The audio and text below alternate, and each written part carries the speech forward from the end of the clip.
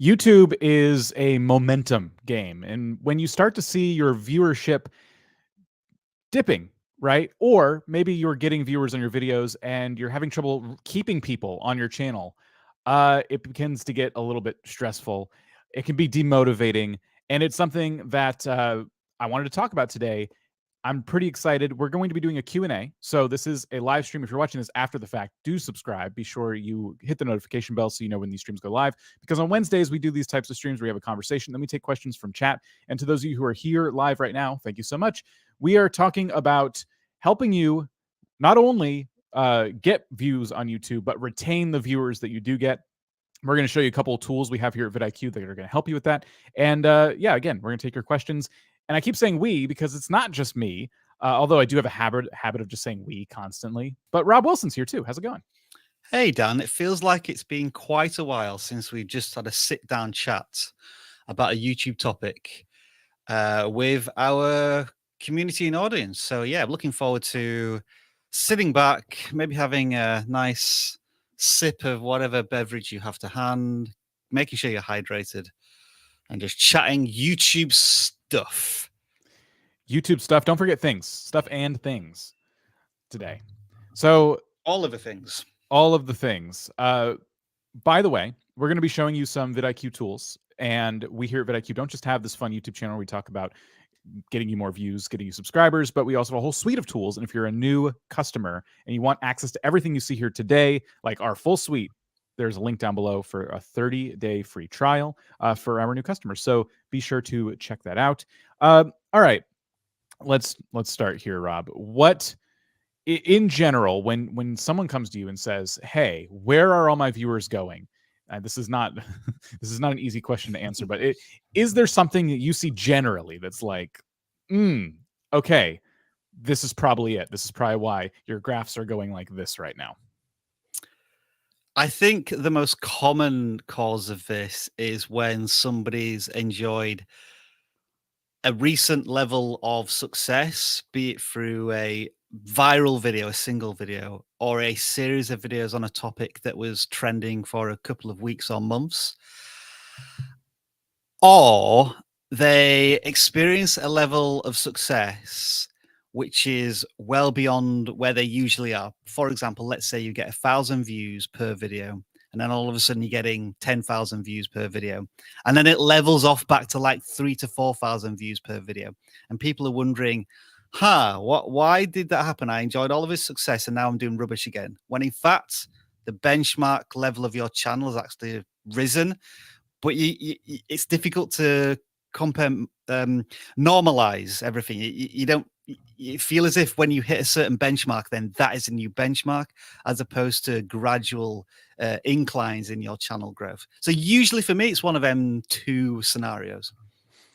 So in reference to that, we actually were talking about this just before getting on the stream today, and we pulled up this graph. This is just the last 90 days here at vidIQ, just our general YouTube analytics graph that we see when we click on analytics. One thing that you could look at is the lifetime graph, and that's when you see scary. That's when you see things get kind of interesting, because obviously every channel starts here, right? There's nothing going on, and eventually you pick up momentum. You're uploading more videos. You're learning who your audience is, and the views are going up. And then, like you just mentioned, there's a level of success that you achieve that's a little bit abnormal, right? Like right here on this spike. I should probably zoom this in. So if you go to custom, and I would do from the 1st of October, 2017. Right. Oh, well, that kind of stuff. For some reason, when you try and put in custom dates into the YouTube Studio, it just completely loses its sense of calendars and goes crazy. Okay. So the first major spike here, this was, I know one of these is PewDiePie versus T-Series. I think several of them are done, to be honest. Yeah. What do you remember what this one was? Yeah, that was probably the first one. I would say that one right there. I would say all of those mountains, peaked mountains, are all either PewDiePie versus T-Series or Mr. Beast. And then one or two Team C's ones after that. Tea trees. Sorry, tea trees. Yes, Yeah. that was the first one, wasn't it? So there's these number of spikes, but what I want everyone to kind of look at real quick is this really interesting bit. I want to use my cursor, but it does get temperamental. This really interesting bit here where after the first huge spike, you see how the graph there is raised up. Like your average right here kind of came up. It was Yep. here and now it's up here, and that represents an increase in viewership. So all of these people here came back, like of them, a Some of number them. of them came back. Some of them came back. And then there's more viral hits. And then you're probably feeling really good right here because you get this huge spike, a bunch of new people are watching, and the uploads that come after that, a lot of people seem to be watching compared to back here. And another huge success, another huge success. And look at the average now, looking Yeah. even healthier than back here. You should be able to mouse over now, Dan. So if you take off a magnifying glass, go back to before any of the peaks. Just before it. So you're looking there, we're getting around 10,000 views per hour per day. And then to go after the first couple of peaks, you're now up to 16, 18. So you're like a 50% increase in views. Then go after that peak, you're now at 30, 40. So overall, you're seeing an increase there of 50 to 100% over the course of 1-2 years. And then when we go beyond all of those peaks and now to normalization, but then lockdown and pandemic, you see like another significant increase in views. So ultimately, all of this is down to audience, what audience you're reaching, and also how your audience is interacting with your topic, depending on fluctuations that aren't necessarily about YouTube, the kind of outside of a YouTube world, but that all funnels back into the types of videos that people watch. Yeah. And what's interesting too is that about, I would say, let me look at the dates here. About right here, this is post Dan. So I get here. I came into the picture and look at how healthy the channel looks now. I don't know. Look I at don't this. know if those things are related, but it just kind of is it a coincidence? I mean, scholars will debate this for eons. It's all of us views from how to start a gaming channel. It really is, Dan. I can't deny that. So what I wanted to show everybody now is things a little more recent, right? So you've seen kind of the journey. Oh, before we do though, like the one point I wanted to make about this section of the graph here where things are looking pretty good, it's it's realizing that, hey, like my norm is not up here at where, come on, cursor, 208,000 views a day. That's not the norm.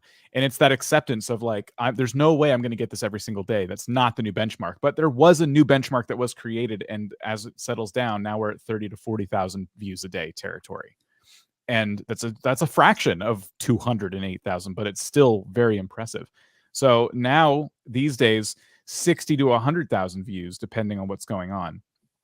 So in the last 90 days, here's where things look a little bit interesting. And here's where we get the inspiration for like the thumbnail of today's video, where you see the graph just start to tick down.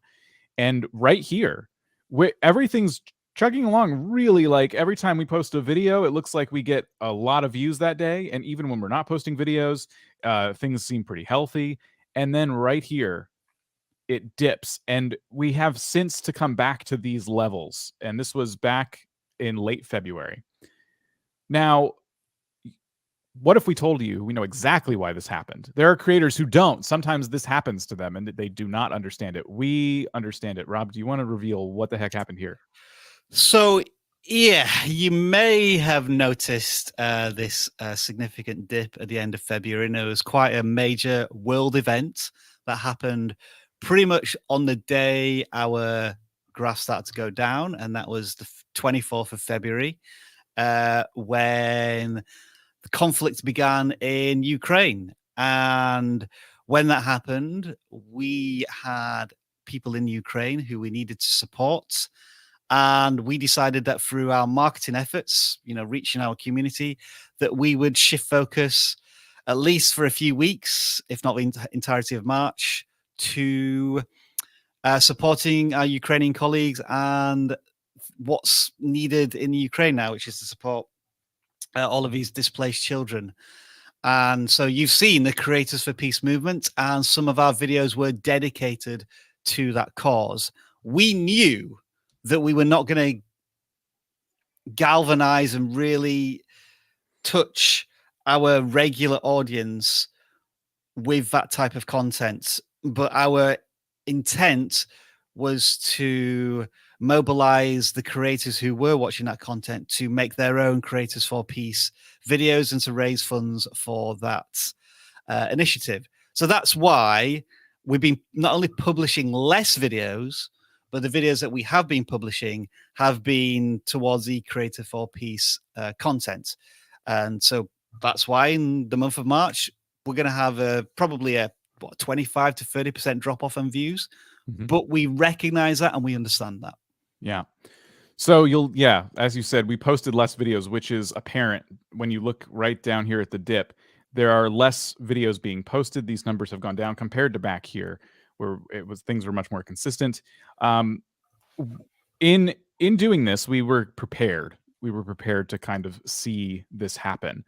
But the question, I think, regardless of why it happened, the question I think on everyone's mind from here is, how do we get back to where we were, and then beyond? What are your first thoughts on that? So I think the first answer to that is that we almost need to go back to basics on our channel and continue to produce the content that we knew had that baseline that you see in the first half of this graph, which is the content about how to get more subscribers, beating the YouTube algorithm, all of the stuff that we've been talking about for 5 years at this point. Dan, I know you have a video that is close to completion about how to get 4,000 hours of watch time. I'm completing our subscriber series, so very soon you're going to see a video about how to get 1 million subscribers. So that hopefully will bring us back up to the level of where we were in February.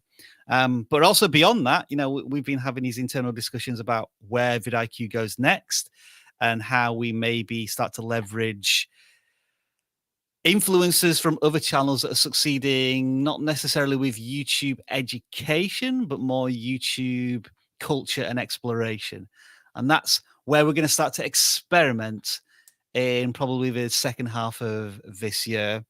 And who knows, that might work with our audience. It might bring in a new audience. We might alienate our existing audience, but we're going to damn well try and see what happens, because we're not just going to sit still and continue to do the same thing over and over again and expect different results. If we continue to do what we're doing, we might expect 75,000 views per day. But that means that we're stagnant and we're flatlining. So where do we go next? And through this graph, you can see that we're always experimenting in some way, whether for good or bad.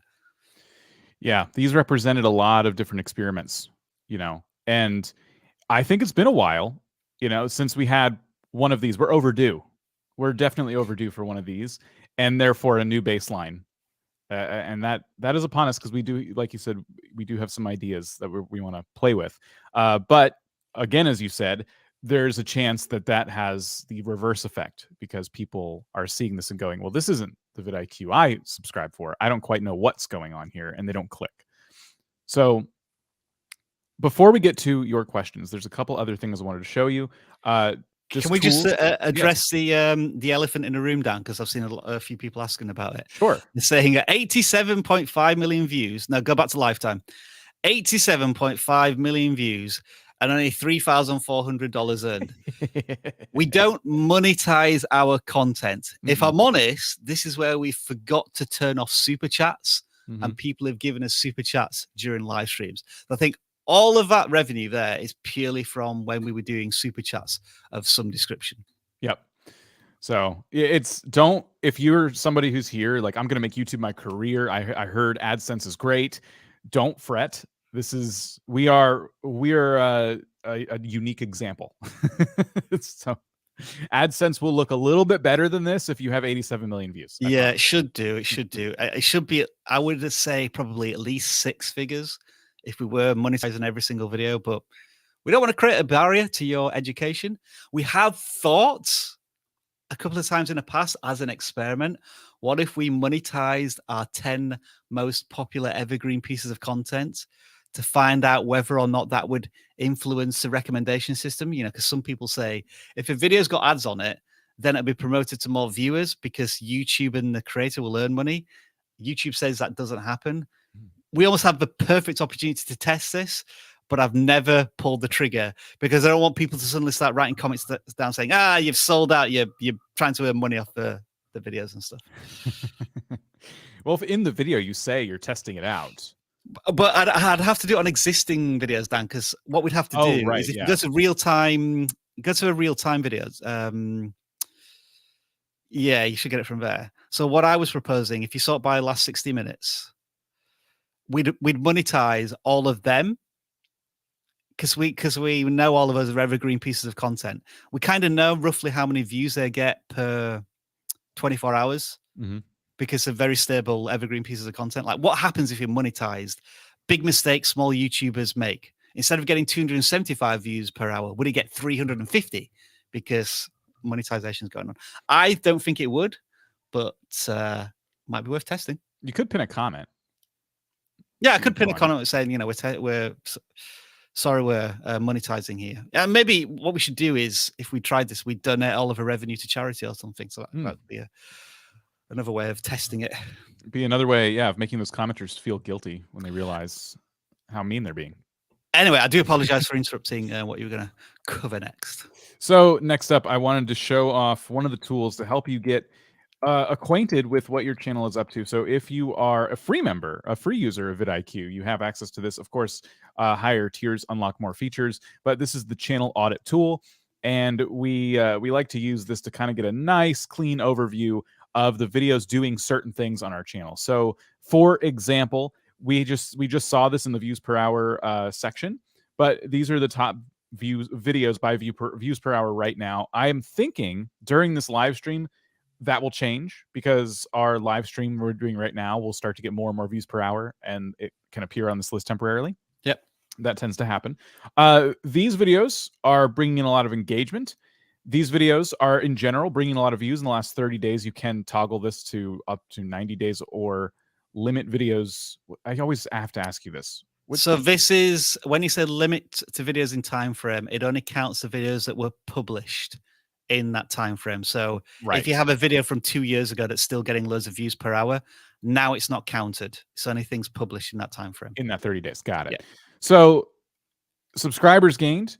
This is a good one for detecting like what kinds of videos are growing that metric for you. And we see here we've gained 1,000 subscribers plus from this video right here. And you could go back, you could watch this video, you could check out your call to action, you could try and see what was it, why this video, why is this video bringing such an insane amount of subscribers? Of course, clicking into it got me into here where we can look at way more stats and dive deeper into YouTube's analytics.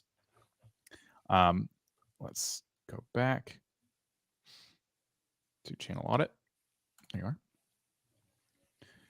So another one that it's already changed, Dan. Look, now this live stream is getting most views per hour. There you go. So ignoring that, yes, I would be really interested in maybe doubling down on this kind of content that just tends to go evergreen. So another one we like to look at is competitors, their views per hour, and we can you fill out your competitors list real quick just to show you.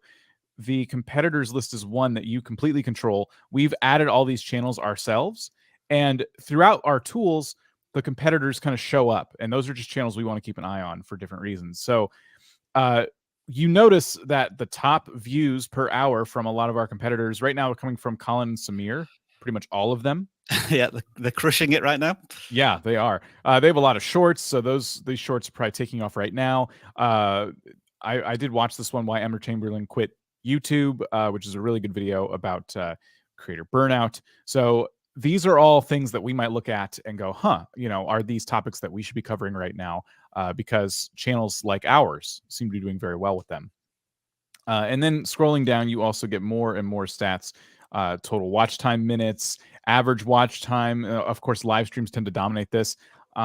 Top retention, which is always good to know. I assume, if you have shorts on your channel, and I can actually attest to this because I do shorts on my channel with long form videos.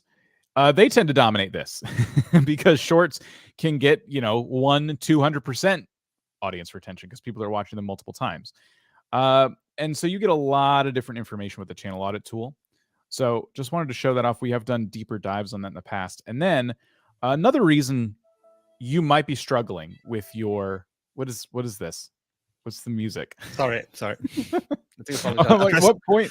I pressed the wrong button. Sorry. Why sad violin for another way to help? Where's my 90-day chart? If you notice that you've had a dip in viewership, sometimes that's not caused by something you understand. Sometimes it's caused by something you understand, but you're not sure how to fix. And a lot of people would say that might have to do with the fact that I'm out of ideas. I'm struggling really, really hard to think of new videos, which of course means less uploads, which of course means less views. So there's two things to show you. Of course, one of them being, I'm going to bring it up, daily ideas, where if you are a Boost customer, you get 50 of these every single day. And you can go ahead and save and dismiss ones you like. How to get more revenue from YouTube. That seems like actually a pretty cool idea. I don't know if I would do this exact title, but I do like this idea, so I would save it for later. I can go into my saved ideas, and all the video ideas that I've saved are in here. We're being told by our view prediction that these are all very high view potential. So that is daily ideas. They're always catered to your channel specifically. So make some videos, let the AI learn a little bit about you, and then before you know it, you'll be getting a whole bunch of ideas every single day. And then there's a new tool that we're going to do I think a much more deeper dive on this. I think we're going to play with this in a lot of different ways soon, but we just want to very quickly show you this. It's in our app, our web app. So app.vidIQ.com. If your channel is authenticated, et cetera, you should have access to this as well. And this is our keyword tool, our general keyword tool. So you recognize this right here. It's the search volume for keywords. So I typed in Minecraft earlier, and the search volume is very high, and the competition is also high. It's a score of 63. The closer this is to 100, the more we would suggest you jump on it, because it's a search term that is being searched for a lot, but not a lot of people are tackling the subject. So you play around with this. You play around with different keywords. Now, when you scroll down after punching in a keyword, you get questions related to that keyword that are high in search volume. So when I typed in Minecraft, the first one that came up is how to download Minecraft for free, how to build a house in Minecraft, how to play Minecraft, how to download Minecraft Bedrock on PC for free. So you can open these up, and there are way more questions. And this is just from the word Minecraft. So I encourage you to go in here and play around with this a little bit as well. So I might do modded Minecraft. That's something I like. And then we get different keywords that pop up, and of course, different questions, how to make a modded Minecraft server. All of these highly valuable videos that are, I would say, slightly evergreen. I'm going to say slightly because Minecraft is a game that gets a lot of updates, and when updates come out, things change. So you can go back and update these videos too. But evergreen-ish content here in the modded Minecraft space. So definitely check this out, because if you're struggling with ideas, that's two incredibly powerful tools for you for getting some new ideas under your belt. Before we move on to questions, what do you think? There's always something. I'm in particular, I'm quite excited about that questions tool. I've been testing it with stuff like Bitcoin, and something as quite niche as mortgages. But when you think about, we're thinking about buying a house at the moment, so we're really into. Well, I'll say really into. We don't really want to be into a mortgage, but it's a necessary evil of purchasing some property. And some of the suggestions coming up were things like how to buy a mortgage as a first-time buyer, or how to remortgage your house, or like things that are probably on like the tip of your creative tongue, so to speak. But until you see it actually on screen and say, oh yeah, that's actually what I'll be thinking about. These are all of the questions I might be asking if I was a complete beginner to this topic. So for, as you say, Dan, search-based evergreen content, really powerful. I think the keyword score should always be used just as a rough barometer. I never want people to say, oh, this has a score of 25. I should ignore it. It may be that just that keyword is quite competitive, but if you just tweak the keyword a little bit, you'll find maybe a little pocket of your video topic that's really quite interesting and underserved. For example, iPhone 14 might be too broad, so too competitive. But if you think about iPhone 14 notch rumors, whether they're going to remove the big notch at the top, that's a bit more nuanced, and people are probably really interested in that topic. But not many people are pitching their videos on YouTube in that way. And that could give you an opportunity to find a little corner of a tech iPhone 14 space. Mm-hmm. So check that out again. Link down below. If you're brand new to using vidIQ, you can get 30 days for free for all of our tools. And just be sure to authenticate your YouTube channels. We're going to move on to taking your questions now. So the way this works is that we really like it if you put #question in front of your question in all caps. You don't need to type the whole message in all caps, just question, so we can kind of discern who's asking us something and who's just having a conversation with someone else. So as you're asking your questions, you don't need to spam them. We have this cool tool we use in the background here through StreamYard, which allows us to favorite your questions and come back to them. So ask your question once, and if you feel like it's been a while, maybe ask it again, but please don't spam your question, within the bounds of slow mode. And it looks like we have 90 minutes here, Dan, worth of Q&A time. Oh yeah. Celebrate and rejoice. You may be hearing me test my sound effects throughout the next 90 minutes. Yes. Also, these are not channel audits. Sometimes, for reference, we'll pull up your channels, but for the most part, that's on Tuesdays. So this is a funny one. do we live in the same house? Yeah, we just choose to. Dan, get over here. Come on. Okay.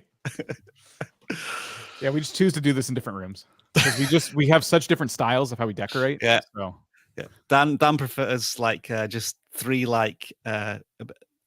certain lights that do certain accents at different parts of the wall, whereas I just want one big blue blinding light. So we have to get separate rooms. This is why we're thinking of a mortgage. Actually, Dan and I need to buy a bigger house for more studio space. Yeah. I'm trying to get one property with 2 different houses on it, and then put you in the shed in the backyard, and I get the 2 houses. Fair enough. So these are not the questions I was expecting, but the ones we probably deserve. So let's see here. We're going to start starring some questions, and we'll try not to be quiet the whole time. Okay, interesting. Thank you for your awesome questions. Some of these are really detailed, so I'm having to read here. Interesting. That's an interesting one too. What are the orange and blue orbs behind me? Asks somebody before we get into other YouTube questions. Those are, I should set up an affiliate link, but we're just shouting them out right now. Those are Govee lights. Govee has a number of lights. These on my wall are new as well. They're Govee lights too. And I got them because they can be plugged into power. They are turn-offable from my Stream Deck. Ooh. And turn-onable. And Nice. There's also, you can't see it, there's a lamp here that kind of lights up this wall. It's getting better. This isn't perfect. I like the way it's turning out, but I'm still looking to make improvements. I want like a little table right here, maybe with another orb on it or something kind of lit up. But yeah, they're just a couple of little orbs. And I like them. They're cool. I like that it's tied into your Stream Deck. I tried to do that with my Nanoleaf lights. I haven't got them on it right now. Those canvas lights that are just above the shelving. You can tie them into the Stream Deck, but for some reason it didn't want to work. Govee seems like the deity of lighting right now. And what I mean by that is there used to be a lot of well-established microphone companies, and then deities somehow just came along in the last 2 years with lots of really affordable, good quality microphones. And now Govee seems to be doing the same thing in the lighting space. Like you'd have those Philips Hue lights, which were ridiculously expensive. That's what I used to use. Yeah. Govee sort of brought have come in with stuff that does exactly the same thing at half the price. Yeah, and they don't flicker as much too. My Philips Hue lights flickered on the wall really bad, so these ones are a lot better. And so shout out to Govee. And I'm also I have an Elgato. You can barely see it. It's just lighting up the corner of my really dark, otherwise very dark shelves here. And that's hooked up to the Stream Deck to these lights. So Anyway, now we're just talking about lights. But hopefully you all had time to ask some questions. Let's talk about this one here. Can I use a clip from another YouTuber's video for my short? Now, we don't have Emily Baker here today, so this is not legal advice. Generally speaking, if you're going to use any clips on any type of video in your video, it needs to be transformative. It needs to be transformative enough so where you fall within the guidelines of fair use, which, as Emily would say, is a defense. If you're in a situation where you need to prove that you fall in the guidelines of fair use, you're already probably at a point in your YouTube journey that you did not expect to be and you do not want to be, because you're fighting a legal battle.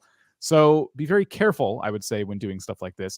If you want to use a clip, you should use it as an example in that moment. So for example, I once made a video about a Minecraft update that wasn't out yet. So all we had was the trailer. And so what I did is I had parts of my video come up. So I recorded my own Minecraft gameplay, which everyone does. And then I used B-roll from the trailer and just little clips of it. So when I referenced a new monster that was being released, I talked about it. And I even put in the corner, no one asked me to do this, but I put in the corner a link, like a Minecraft YouTube link, like it's because it was from their YouTube channel, just so people knew that this, I'm telling you, is not my footage. I'm just using it in this moment as a reference. It's transformative because I'm only using part of it and I'm talking about this specific thing. So all things I would be considering. If you're using shorts, though, a lot of videos have the option to use the sound from that YouTuber's video, and then that's all above board because it links back to their content. So if the YouTubers enabled that, you can actually use sound from their clips in your shorts. I think it's going to be more of a challenge to use a clip from another YouTuber's video in a short, because it's already a short piece of content. Yeah. So you're going to have to put in more effort to make it transformative in what it does. For example, memeing stuff is very transformative, but just including that clip unedited, unchanged, not reacted to, that makes it less transformative.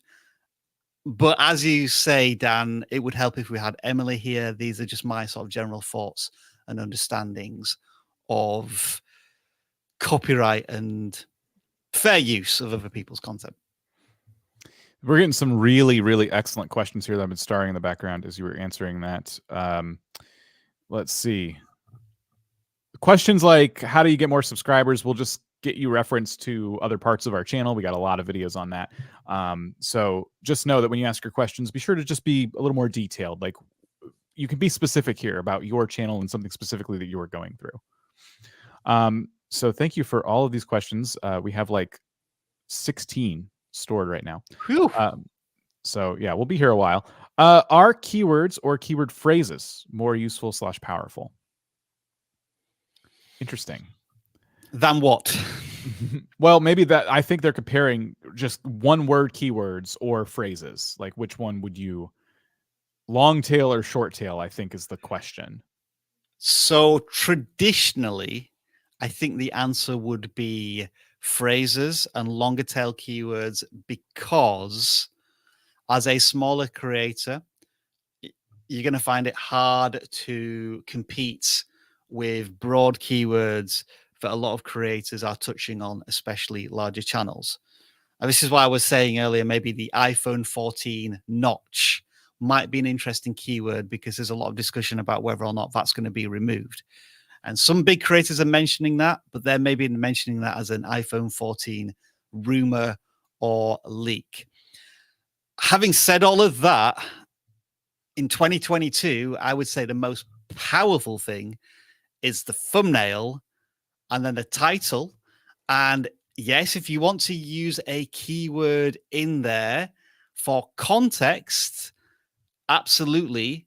Mm-hmm. But think more of how I can emotionally draw a viewer into this video, as opposed to it being optimized for SEO. I feel as if we're now fully transitioning away from that idea in terms of making sure a title includes keywords, because it makes it more discoverable and searchable. I think that is, to a certain extent, quite important for small creators, because small creators tend to get discovered in search first. But don't just think of it as a purely a exercise in making sure that the YouTube algorithm has the necessary keywords to categorize it correctly. It's a lot more nuanced than that. Yeah. So there you go. I was looking up a channel in the background while you were answering that because we got a question here from Chris, an average guy making money. What if you actually are losing views? My baseline, despite peaks, is lower than it was 5 months ago. So the 5 months ago, things were looking really good. Today, not so much. I pulled up their channel in the background. And what I will say is that let's bring it up, Dan. Okay. Bring it up so I can see it. Sure. So it's hashtag not an audit. Not an audit. It's a small sample size. They got 75 subscribers.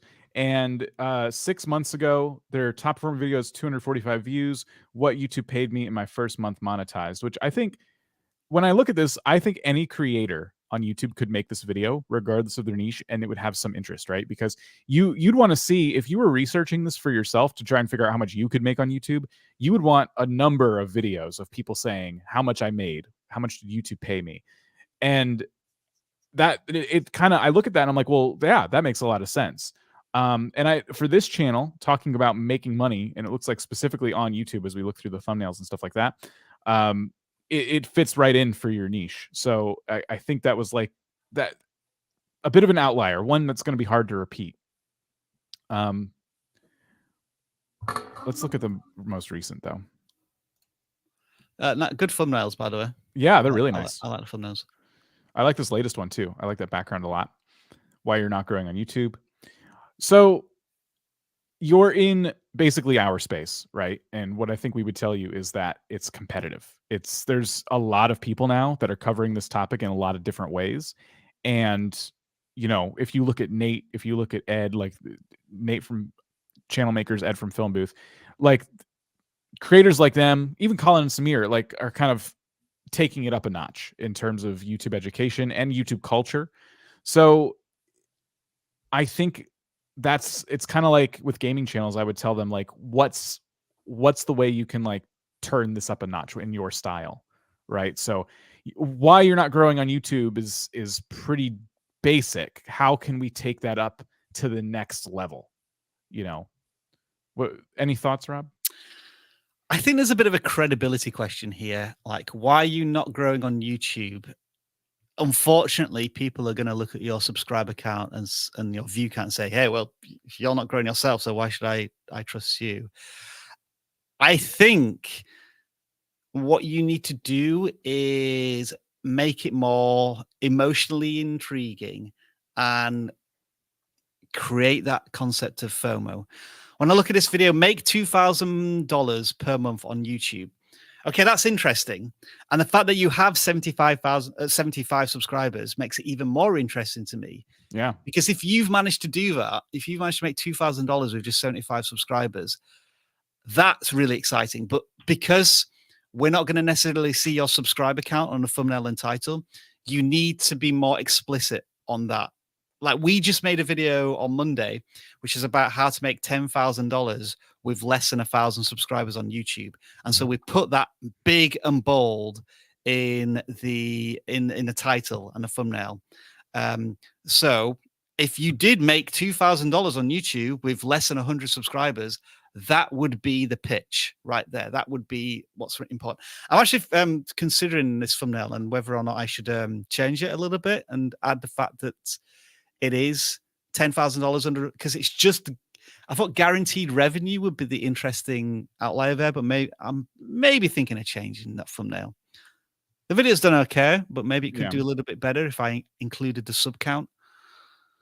Ah, I see what you mean. Yeah, because I was going to say guaranteed revenue is just a little hard to read at the smallest size. Yep. There is that argument. What's interesting about this channel is that they said why I hide my YouTube channel. So I think Chris has a number of YouTube channels, and that could be where you feel like the credibility is, right? Like, this stuff. You have other channels at different sizes doing different things. It's just that you hid them, and on the surface, it's hard to, get that credibility if you're not willing to share your other experiences, I guess. So that could be one thing. Maybe this video does share that a little bit, because I saw subscriber counts on different channels and things like that. So that is another thing to kind of keep in mind. But maybe what this could be is, because there's so many people already doing this kind of content, one thing you might consider is taking this channel, right, with 75 subscribers and really documenting its journey. Yeah. You know what I mean? And like making all of these, instead of why you're not growing on YouTube, how I'm growing on YouTube, or like how I got this much money with only 100 subscribers, like more videos like this one. But instead of make $2,000 a month on YouTube, make it more about you and that personal story about how you're achieving this. So those are some ideas for you. Do hope it helps. Good luck to you. There we go. Do you have any tips for coming up with ideas for community tab posts? Yes. Okay. This is a pet channel. So these things write themselves. Pet connection internet. I got to see what you're doing. I just want to. I think this is a channel that currently focuses on gerbils and hamsters. They're cute. What's wrong with you? Nothing other than, like, I think one of the arguments was that if it's about hamsters and gerbils, then maybe the channel banner and the channel name should reflect that. So Okay. it looks as if it is reflecting that a little bit more these days. So you're already doing a lot right here. So you're doing some gerbil trivia, right? Which is kind of cool for polls. And then the answers in a YouTube video, very clever. I like that. And then it looks like you're posting just about every day. Describe your pet's name using only emojis. So you're already doing it. But if you're struggling with ideas, there's nothing wrong with posting a picture of one of these adorable animals every single day and limiting yourself. So like I would imagine polls like this about gerbils are probably kind of hard to come up with. So like, I don't know, maybe you could just kind of really make some stuff up, like best gerbil names, and then you give like 4 options, and then the 5th option is, you know, if it's none of these, like what's yours? You know, like add yours below, comment below.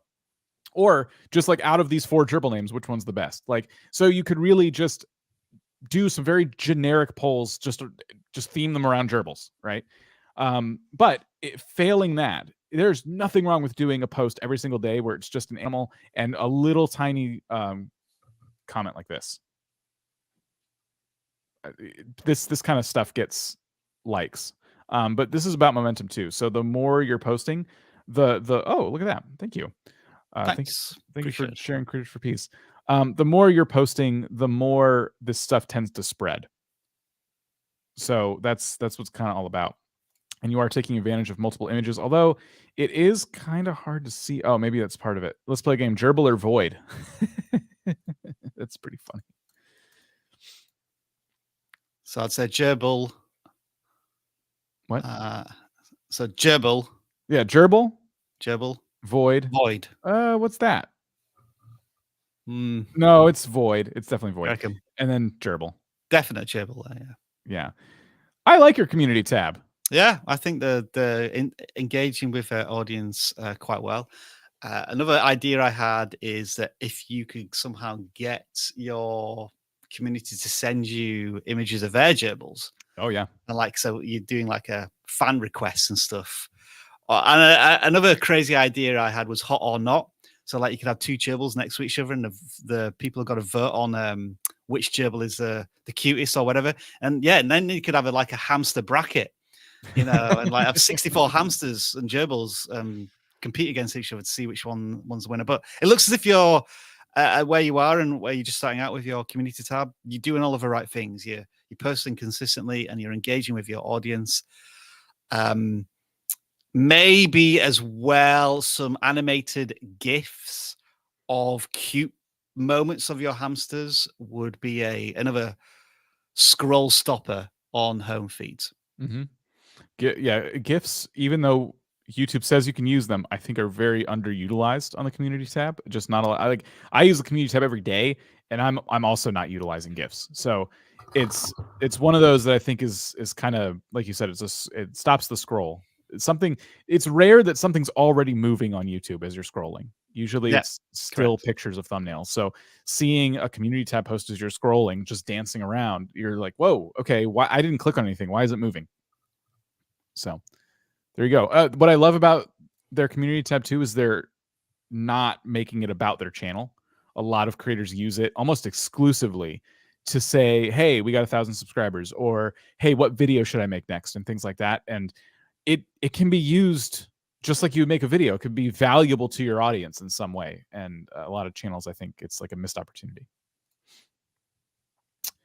If an old video starts getting traction, should I revisit the topic? Yes. In a word, absolutely. It's a perfect opportunity actually to remake the content with new information on new things that you've learned about that video and topic, and or you will likely be a better content creator, so you can produce a more polished, better executed version of that video. Because here's the thing, if people are watching that video because it's got traction, according to YouTube, it's going to show more of your content to them in the home browse and suggested feeds over the next week. The number that I've been using frequently recently is that for every video that's watched by a viewer, by the following week, 7 people would have seen the thumbnail and title to another one of your videos. And that is essentially YouTube testing impressions with new content creators. I think I've said that in a really bad way, so let me try that again. I'll just say exactly how YouTube said it, because it sometimes feels a little difficult to explain. If you get 100 views this week, 700 people will see your thumbnail and titles the following week, because it's sharing your content with more people. And because you've got traction on that video and it's doing well, then you want to serve up that audience and similar audiences with more of that content.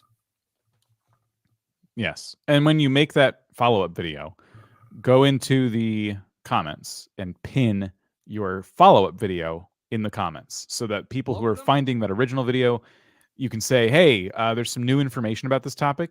Check out my newest video on it. So now you're bringing people from the old content to the new content. So yeah, the one way to kind of link those together. Got another one here from, I don't know why I even bothered trying to pronounce the name. Argon Eagle? Argon Eagle. Aragon Eagle? Something like that. I don't like that I've posted shorts because they feel cheap. I want to delete them, but they are a lot of views and my channel can't get views without them. What do I do? Well, your channel can get views without pre-existing views. That's kind of how every successful YouTuber started their journey. So don't worry too much about that. If you want to keep the views and the metrics on your channel, then just private the videos or unlist them so that nobody can watch them or see them, but you retain the metrics behind them. Not that they're necessarily going to help you get more or lose more views in the future, because YouTube's not necessarily pinning current video performance on previous video performance. Correct. The shorts live in their own world too, right? So just because the shorts are getting views, even if they're not about what you would normally cover on or what you're about to start covering on your channel, it's okay to leave them, because they're just a different thing. They're in a different place.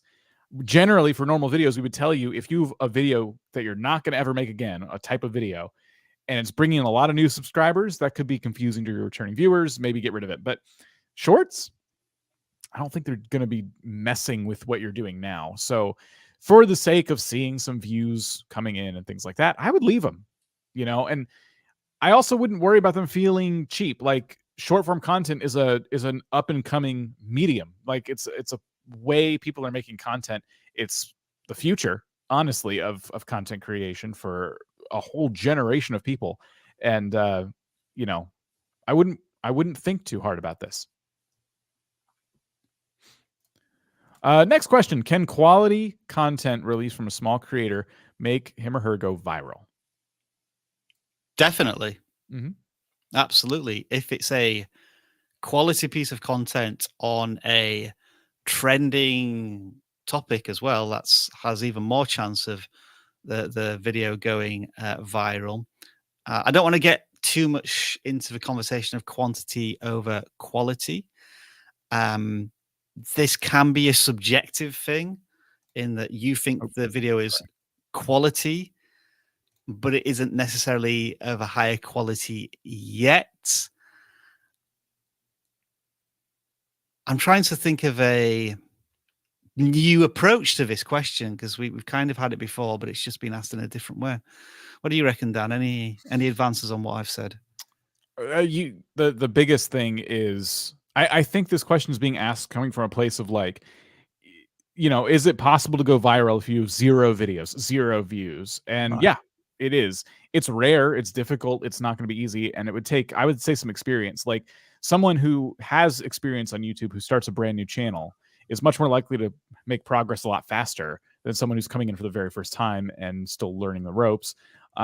So that alone can set you apart on a brand new channel. But yeah, there's nothing built into YouTube's, as far as we've been told, as far as we know, there's nothing that's built into YouTube systems that it's like, sorry, you're way too new, and we're going to make sure that we don't push this content too much because you haven't earned it yet. That's not a thing. So that it is possible, yes. All right. I am a shorts only creator. How do I get 4,000 hours of watch time the best way? Well, you don't. You don't. You can't.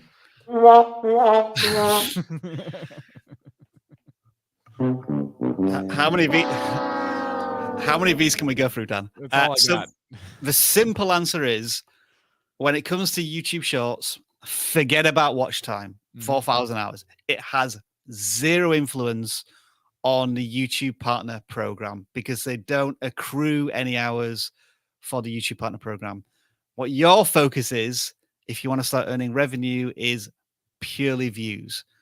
When you get to about 1 million views and beyond, there's a chance that you will earn money from the Shorts bonus fund. Can't confirm that. It can be a little bit random. It does depend on, first of all, how many views you get and where those people are watching from, their location as Shorts views. This may change. There may be a more structured requirement set in the future for the Shorts YouTube Partner Program. But for now, 4,000 hours doesn't mean diddly squat for YouTube Shorts. You don't need it. You're already eligible to make money off your shorts on a brand new channel. Yeah, technically speaking, that is correct. Yeah. That is, it's kind of, I think that's like where YouTube's own education is kind of lacking here because it's so new and it's kind of confusing. We all know that getting partners is how you make money on YouTube, but shorts is just a different thing. A brand new shorts channel, if a short goes viral and gets millions of views, there's a really good chance YouTube sends you a check for something, the way that's currently set up. But again, this is ever changing. Also, used to be that you clicked on a short from your desktop, your browser, right? So if you're here on YouTube and you see like a vertical video that pops up, like this one, and we click on it, it may play in the normal YouTube player, but now YouTube has added this shorts button and it's put a shorts player on desktop, which means that the days of getting watch time this way might be ending soon. Now, I'm watching this video. It didn't go into that shorts player. So this person, if I watch the full 10 seconds, will probably get 10 seconds of watch time from me that would go towards monetization. Just as an example. But if the video were to show up in this format, totally, I think that's not going to count. That's a belief that has not been told to us. That's just something I believe because it's a different player. So it's more like the short shelf, but on desktop. But that's not what you should rely on. I just wanted to give that as a quick little fun fact or fun observation. Okay, let me look at these questions here. It is going to be, no, let's go to this one. Any suggestions on how to salvage footage from bad footage if it's the only footage you have due to something like a mic failure, bad lighting, etc., and you can't, so you're not able to reshoot it. So you have a project where like the sound didn't work. You didn't record much in your microphone for some reason. And you're like, what do I do with this now? It's going to have to be B-roll, isn't it? for another video where you do a voiceover. If it's that would be from the audio perspective. If it was really bad lighting or something, then I guess you could almost try and make that part of the footage in that you make it almost vintage in some way or a little scrappy, so that it feels that makes it definitely B-roll because there's a definite difference between the video quality. But those are some of the ideas I would be thinking of salvaging a footage, be it voice narration or using filters to make it intentionally different to your other pieces of content, so it looks like B-roll of some description. Mhm. I've had problems like that before, like making videos like here at vidIQ, I've lost entire projects because I sit down and record and something goes That's horribly why I only wrong. get one video a month from you, Dan, is it? Well, something goes horribly wrong, whether the recording got messed up because I have to record my audio separately for the camera. It's a whole thing. So I've created a lot of opportunities for things to go wrong, and things have gone wrong. And I found that if I sit down and re-record it, it takes me a lot less time than the original because I already did it. So Yeah, that's true. That's true. once I stop throwing things around my office and I calm down, I sit down and I re-record it. And if you want to use some of the footage from before, like Rob said, B-roll, you can even make it part of the video. Like I already recorded this video, but look at what happened. You know what I mean? Were you going to say something? I didn't want to. No. I was just agreeing with you.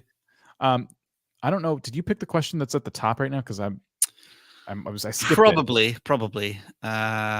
Yes, I Okay. did. Go ahead then.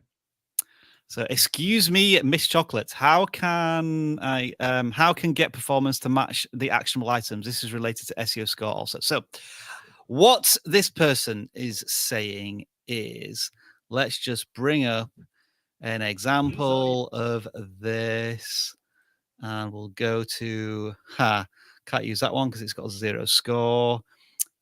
Bear with me. I need to find an example which is going to help me here. I will look for questions. Yeah, you do that. Let's go all matrixy.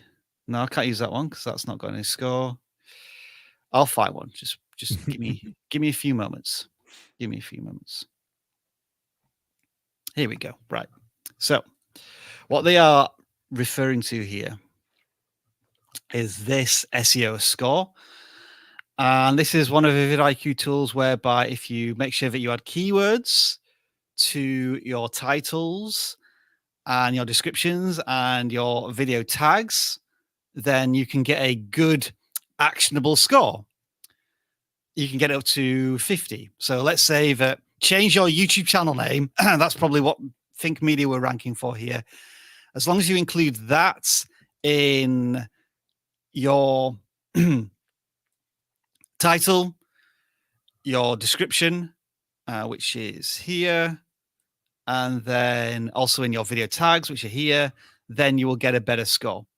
And then depending on how it performs on YouTube itself in terms of ranked tags and high volume ranked tags, so a lot of people are searching for this tag and you're ranking for it, then you would get a high performance score.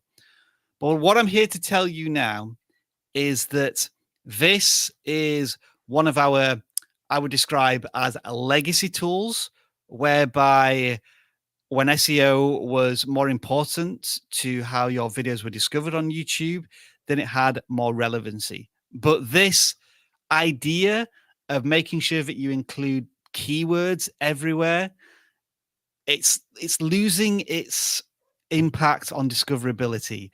And whatever energy and efforts you're putting into this, I would take 99% of that and start putting into your thumbnails and your titles, just because that is more important, because that's the first thing a viewer sees when they're browsing through YouTube. Not what tags are used or whether it's in a description or whatever. It's the image they see and those 3 or 4 words they read in the title.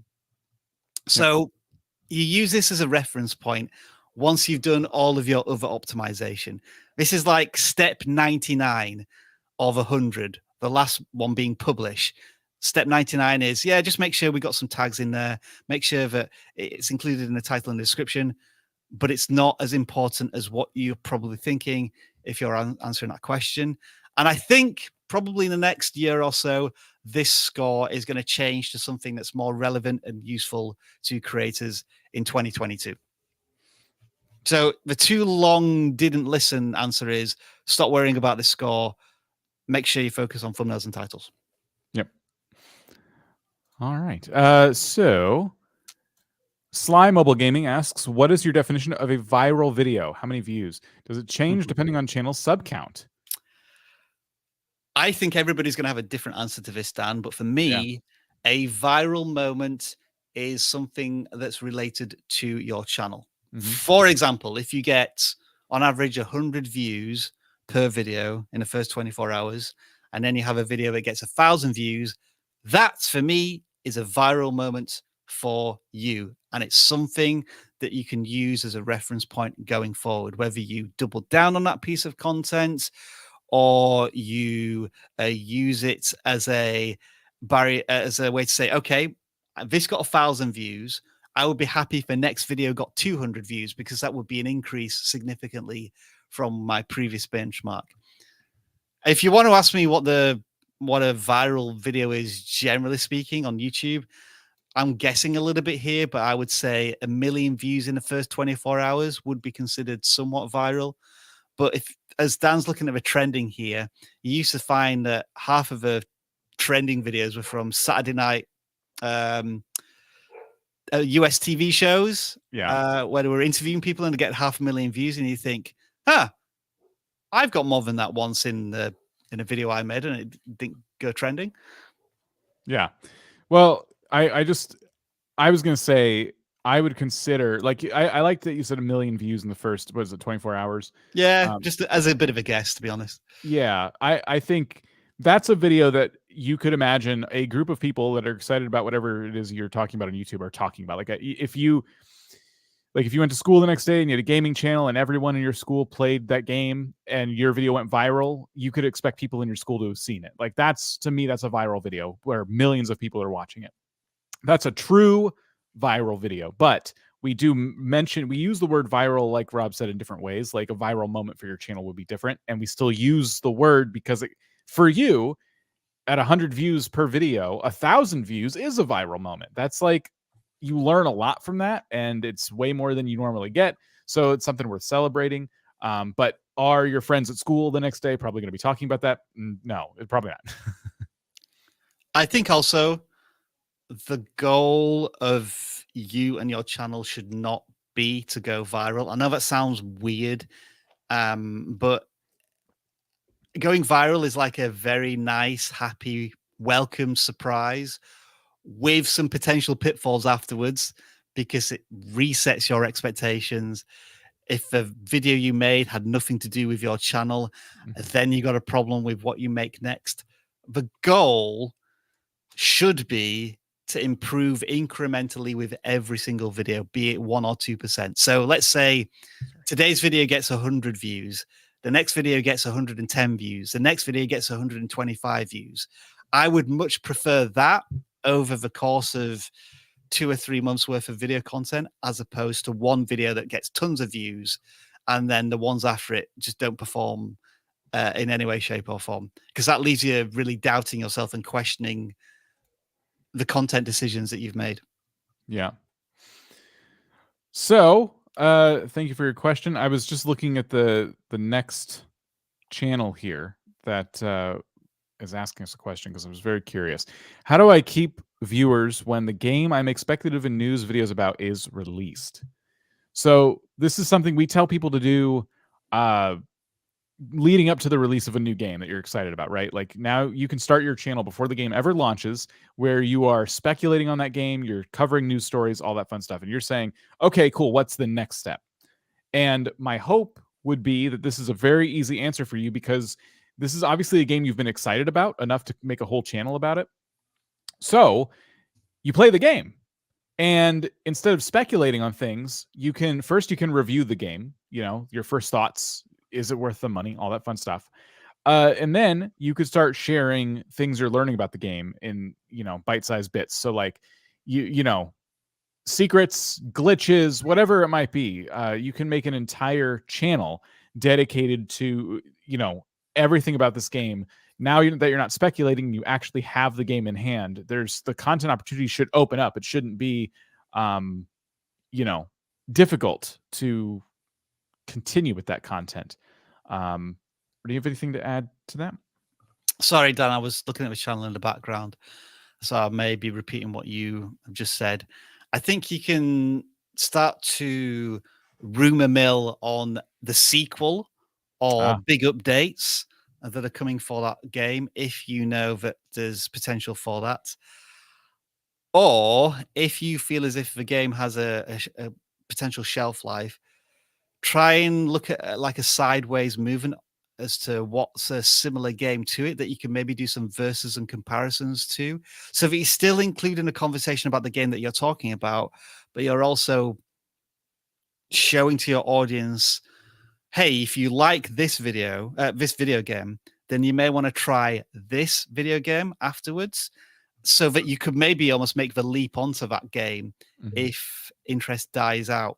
It's very similar to what YouTube does. YouTube is trying to find content that similar viewers watch to something else to recommend to that viewer. So, for example, if I enjoy watching a video about, let's say, the iPhone 14 from Front Page Tech, then I may also enjoy a video about testing iPhone batteries that MKBHD made. And so they'll connect the two videos like that. I know I'm talking about huge channels here, so it's not quite as easy as that. But thinking about crossover content is probably where you want to be thinking next, if you think there's a definite shelf life for what you're currently playing. So there you go. A couple of different directions for you. Good luck. All right. We have Hybrid Steel here saying, oh, wait. You were answering somebody else. I apologize. I thought that's a question. You see, this is why I got to pay more attention to the hashtags. Okay, too bad. Says, I am a shorts only creator. Okay, I think we already covered that one actually. Yes. Yes, that might have been my bad. Is it possible to create your own niche? There are no creators doing what I want to do. Okay. So the biggest question here is, are there any viewers who want to watch this? Yep. And if it doesn't exist, then it's quite hard to prove. Yes. So yeah, what I was going to say is, how do you like hype up content that's like out of nothing? Like, I think the best example you could probably come up with is a comedy channel, maybe like someone who's like just a vlogger, like they're just putting themselves out there. And we have a question like that. I think that I pulled that we might get to later, but basically starting a vlog channel today, like what would you do? Right. You would want to still cover a trending topic. You always want to tie it into something that an audience is excited about, especially if you believe in this idea and you feel like there would be viewers for it. But that's going to be like the challenge that you're kind of approaching. So. Usually big creators successfully bring a fresh approach to an existing niche or topic. So that might be how you're creating your own niche. But yeah, you almost need to do a bit of market research here and find out if there is an audience for a very similar crossover niche that is proven to have an audience, but they're just not, the creators in that space are just not necessarily covering the little thing that you want to cover.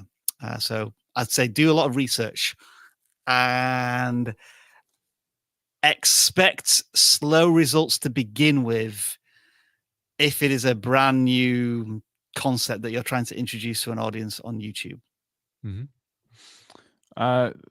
So I am just grabbing a few extra questions here.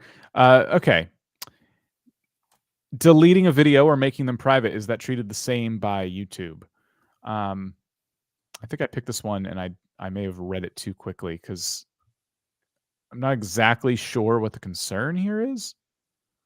Short answer is no. If you delete a video, then it removes all of the metrics from YouTube, be it the views, the watch time, It won't delete the subscribers, of course, Right. but you'll lose those metrics. If you private it, then those numbers are still held within the channel.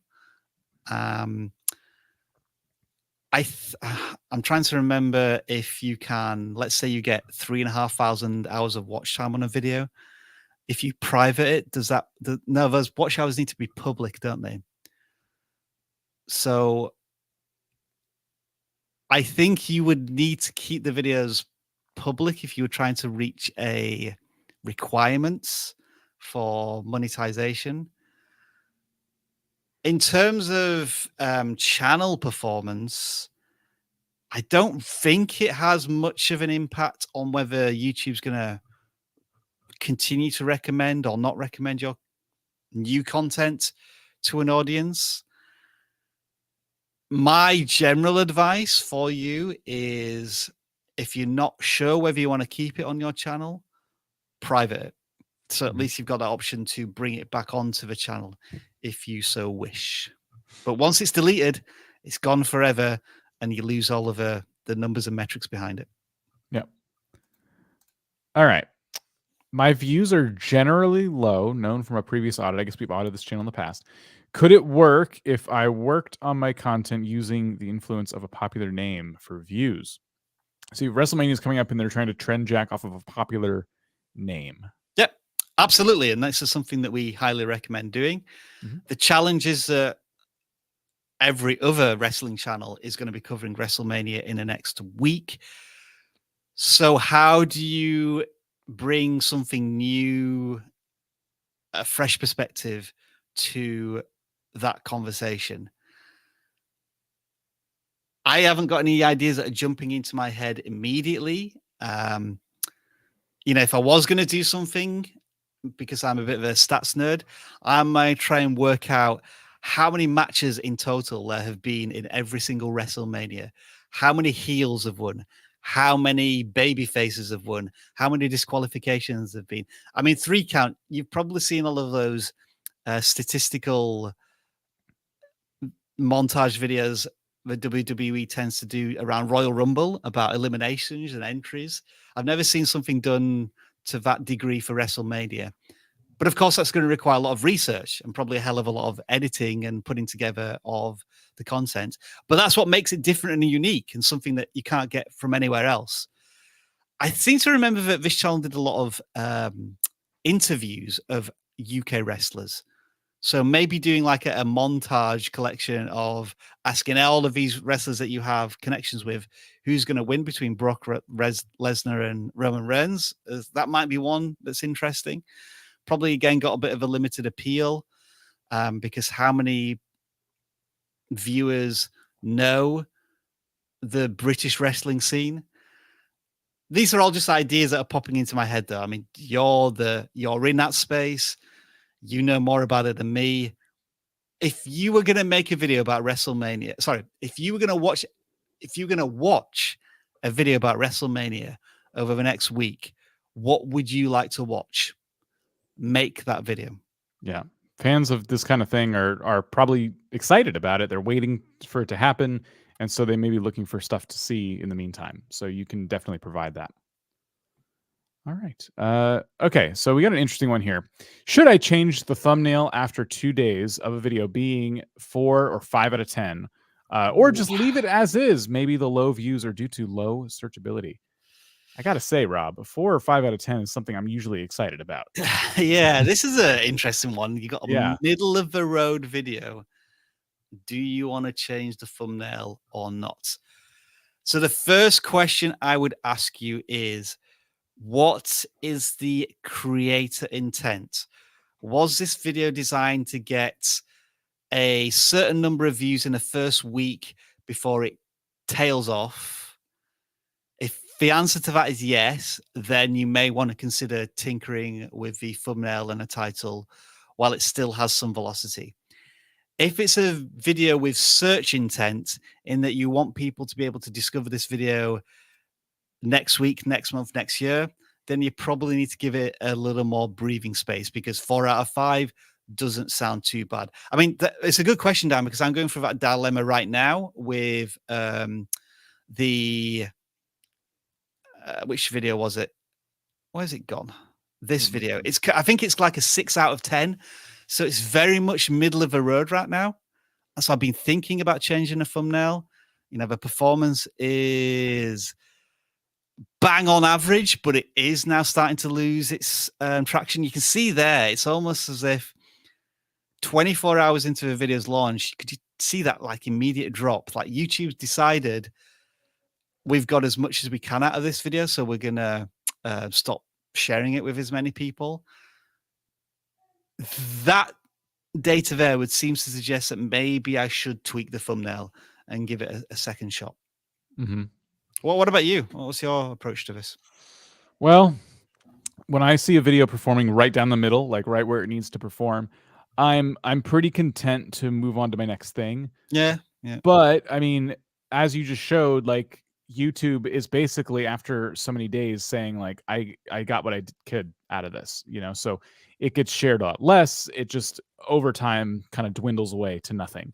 So if you think the content is still relevant and you feel like it can reach a new audience, maybe you could let things die down a little bit, see how it plays out. But if you have an idea, here's the thing. If I had an idea for a better thumbnail, I almost don't care if that video, unless it's already a 1 or 2 out of 10. If I feel like, no, this is even better, I might change it anyway, just because I'm excited. But yeah, if you know what you would like to do and you feel like you're already getting to that point with the video where it's like, okay, it's really not going to go much, it's not going to do much else, then there's no harm in it, you know. But if you just post something and it hits 4 or 5, like here's what's happened to me lately. A lot of my videos start out at like 8 out of 10, and then as the day goes on, they move up very, very quickly. Like 1 hour, 2 hour, 3 hours go by. Before I know it, I'm dealing with a 3 or a 2 out of 10. So that's happened as well, where, you know, videos start out low. But again, if enough time has passed and you feel like you have an idea, I would just change it, try it. The stakes feel low if it's already kind of done its thing. Yeah. If it's already run its course over the first 48 hours or so, then you probably have license. You raise a good point there, Dan, in terms of how much effort do I put into trying to resurrect a video that's maybe run its course versus the next video that always has a chance to really launch off the publishing pad, so to speak. Yeah. I was a little distracted there because that little conversation just gave me the idea here to schedule this voting poll. So like, can you earn $10,000 with less than 1,000 subscribers? So if it's a yes or no poll to get them interacting with the content, but then we've got the answer linked to the video here to try and give this video a little bit of a boost, maybe on day 3 or 4. So that's something that we're going to experiment. And that's a good example of using your community tab both interactively, but also doing a little bit of self-promotion on content as well. Yeah. Sometimes I have spikes in views and I really don't know why. Any tips on maintaining these spikes? It's kind of the theme of today's live stream, you know. The answer should be in the data and in the videos themselves. Without looking at the channel, my guess would be that the style of video that you're sporadically testing is what's causing the spikes, be it tutorials or entertainment, opinion pieces, etc., or the topic. You're covering a certain thing in a certain game that your audience is reacting really well to. You don't realize that. You then talk about something else in another video, and the audience isn't quite as interested in that next video.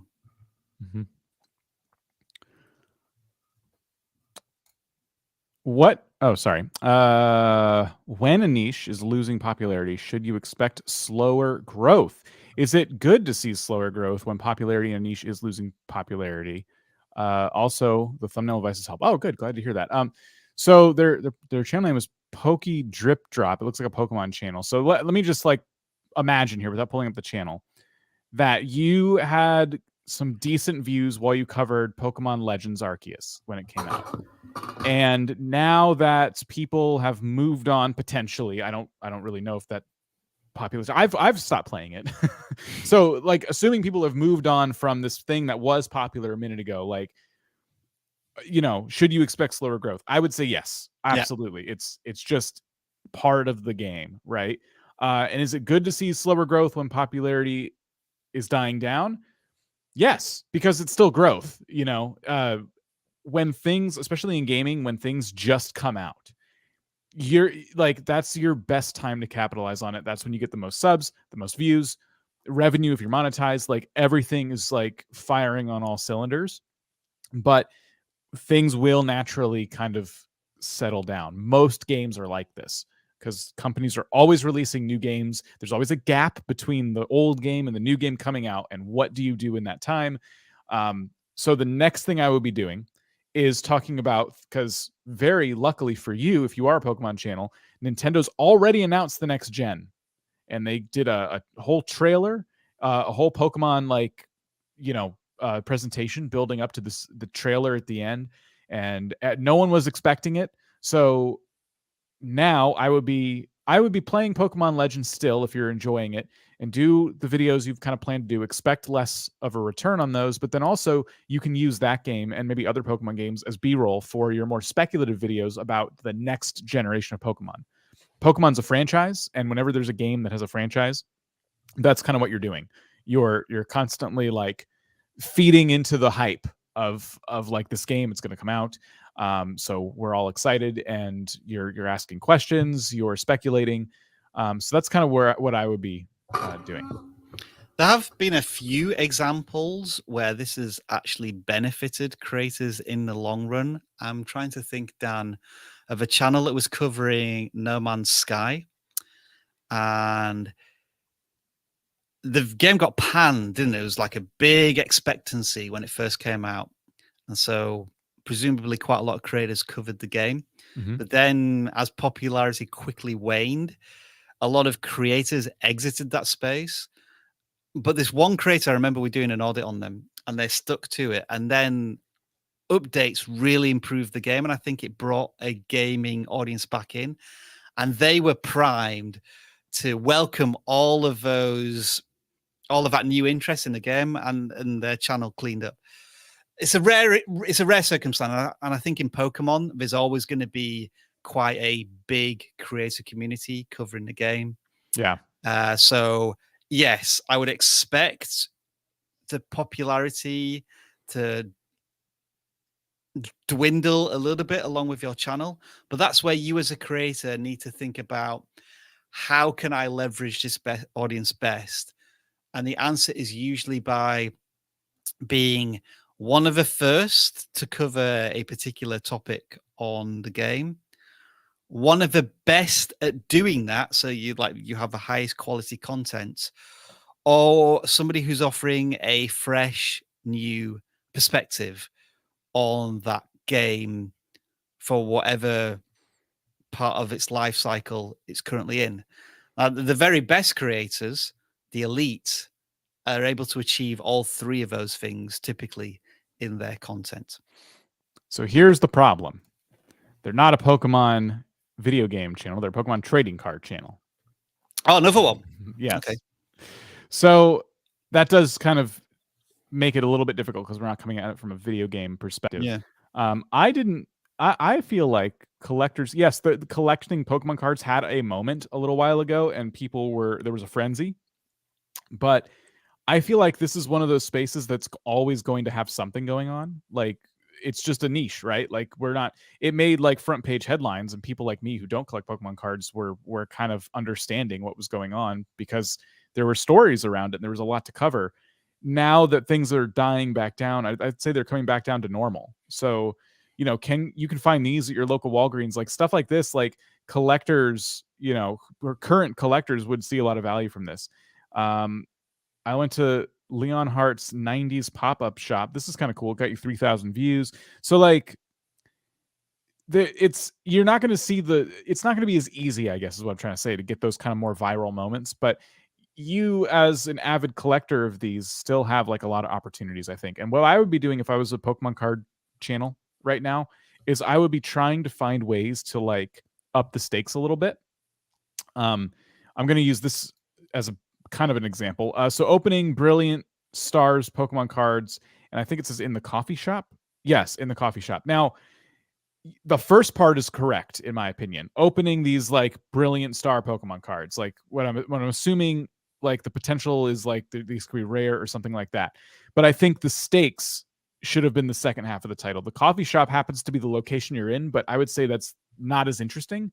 Is there some other stakes you could have tied to this that would have made it more interesting? And these are the things I'd be thinking about for my uploads. Like, a lot of people just open Pokemon cards. How can you take it to the next level? Logan Paul did this recently where he did a video about getting scammed, like buying a ridiculous amount of Pokemon cards for an absurd amount of money and finding out that he got completely scammed. That was the whole video. And it's not easy because we're talking about Logan Paul. He has lots of money. He can afford to drop on Pokemon cards. But what's your version of that? Like, can you say, if I don't get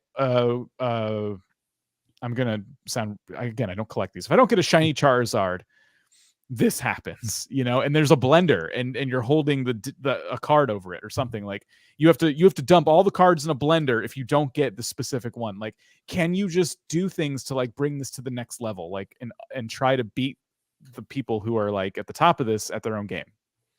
Dan, although you don't know anything about collecting Pokemon cards, you made an entire video based on that topic. So we would recommend, I've forgotten the person's name. Was it Pokemon Drip or Drop? Pokemon Drip Drop. I recommend you watch that video because it's about building up the ideal viewer for that type of content. So it's perfectly suited for you. Yes. What do we call that one? How to get a new subscriber every single day or something along those lines. Yeah. So there you go. I did use Pokemon card channels as an example on that one. All right. So we have another question here. I think you were pulling up that video. If you find it, go ahead. Trying to. Yeah, there we are. That's the one. Super happy Dan. There we go. I remember spending about half an hour building that little calendar thing with all of the plus ones. Thanks for your help with that, by the way. Sometimes the effort we go to. But 63 views, I'd say we take that, wouldn't we? That's 63 views. Yeah. 63,000 views. I do apologize. 63 views is not bad. That was a 5 out of 10, actually. Yeah. Is daily vlogging a thing in 2022? This is the one I was referring to earlier. Should I start a daily vlog at 0 subscribers? I'm personally going to say a daily vlog. No. But that's just coming from a very personal perspective. If you feel like you have the time and energy to do that, I just feel like that's like, so it used to be that was a challenge in itself, right? That was enough to get people to watch because they're like, I cannot believe this person's going to do one of these every single day. Now, I think since it's been done, it's more about if you have 0 subscribers, a brand new vlogging channel, what can you do to get people interested in your vlogs? And that would be tying them to, I guess, just relevant things going on that you can actually use as like search terms. I don't know if you have any examples you want to jump in with. I can't think of any specific examples, but yes, daily vlogs are definitely a thing. Still in 2022, there are still thousands, maybe tens of thousands, maybe hundreds of thousands of creators who are going to start a daily vlog in 2022. The two fundamental questions are going to be, who is this daily vlog for? And why should they care about that daily vlog? That's what you have to achieve in order to make people start watching it. Yeah. I was watching a newer filmmaking channel and they were doing daily vlogs for a little while.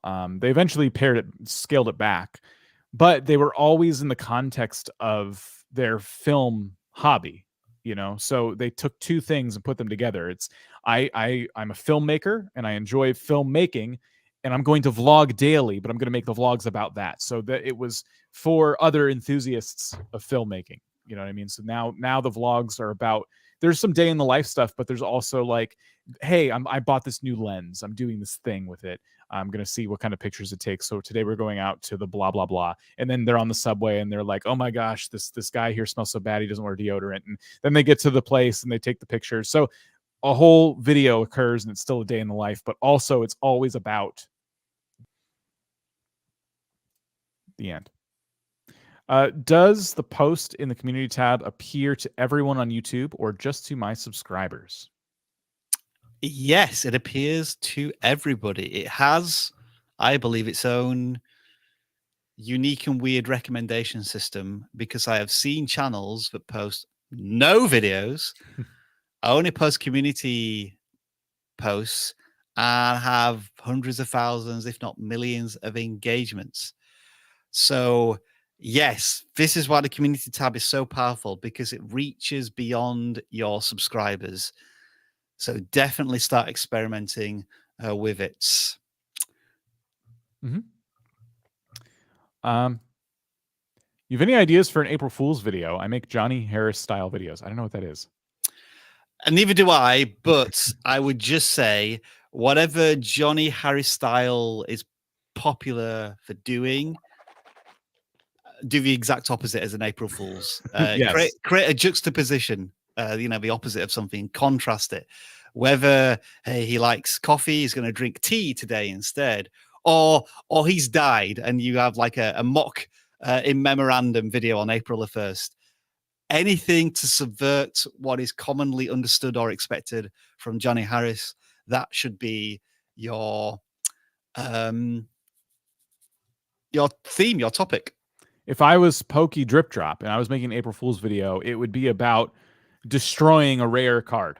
Yep. Like that's what I would do.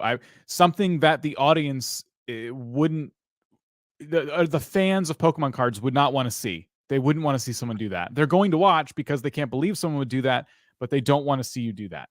So that's like just another general idea if I was making an April Fool's video. Johnny Harris is a person who does like mini documentaries on topical events that are going on. Got it. Okay. Excellent content, very well edited, very well researched. So it's a format, is the Johnny Harris style. Got it. Okay. I thought Johnny Harris style was a person. Yes. not Johnny Harris. That the word style threw me. I think maybe because it's capitalized. I don't really know.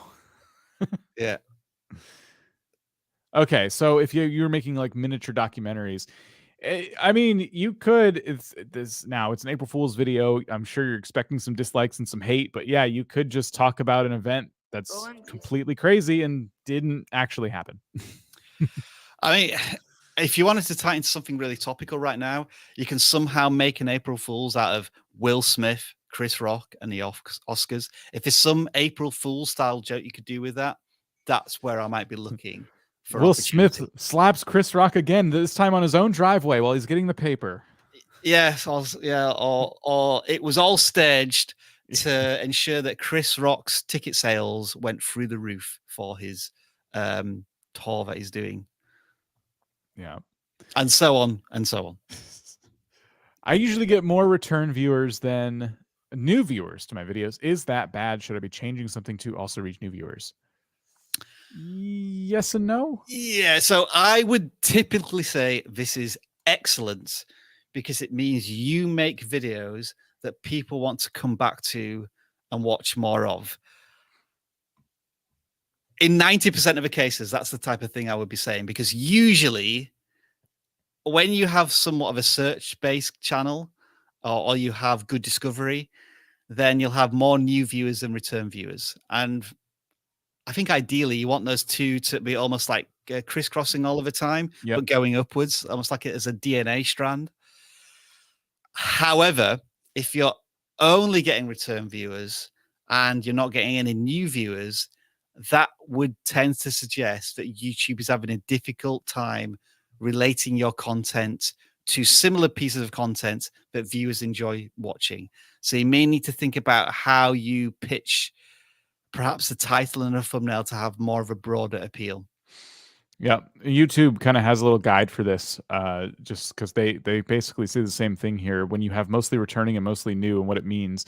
And both are good and bad, like for different reasons. And yeah, we've been saying, like, if you can get these two lines crisscrossing constantly, that's a really good sign.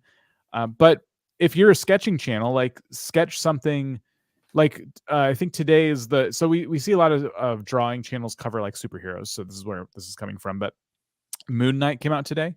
So you know, leading up to the release of a big thing that you're, you know, that a lot of people will be excited about, you can start sketching out, you know, some kind of something like that as a trending topic, right? And then maybe you reach a lot of new viewers because you are an incredible artist who drew, you know, Tom Holland in a way no one's ever seen before, leading up to Spider-Man 4.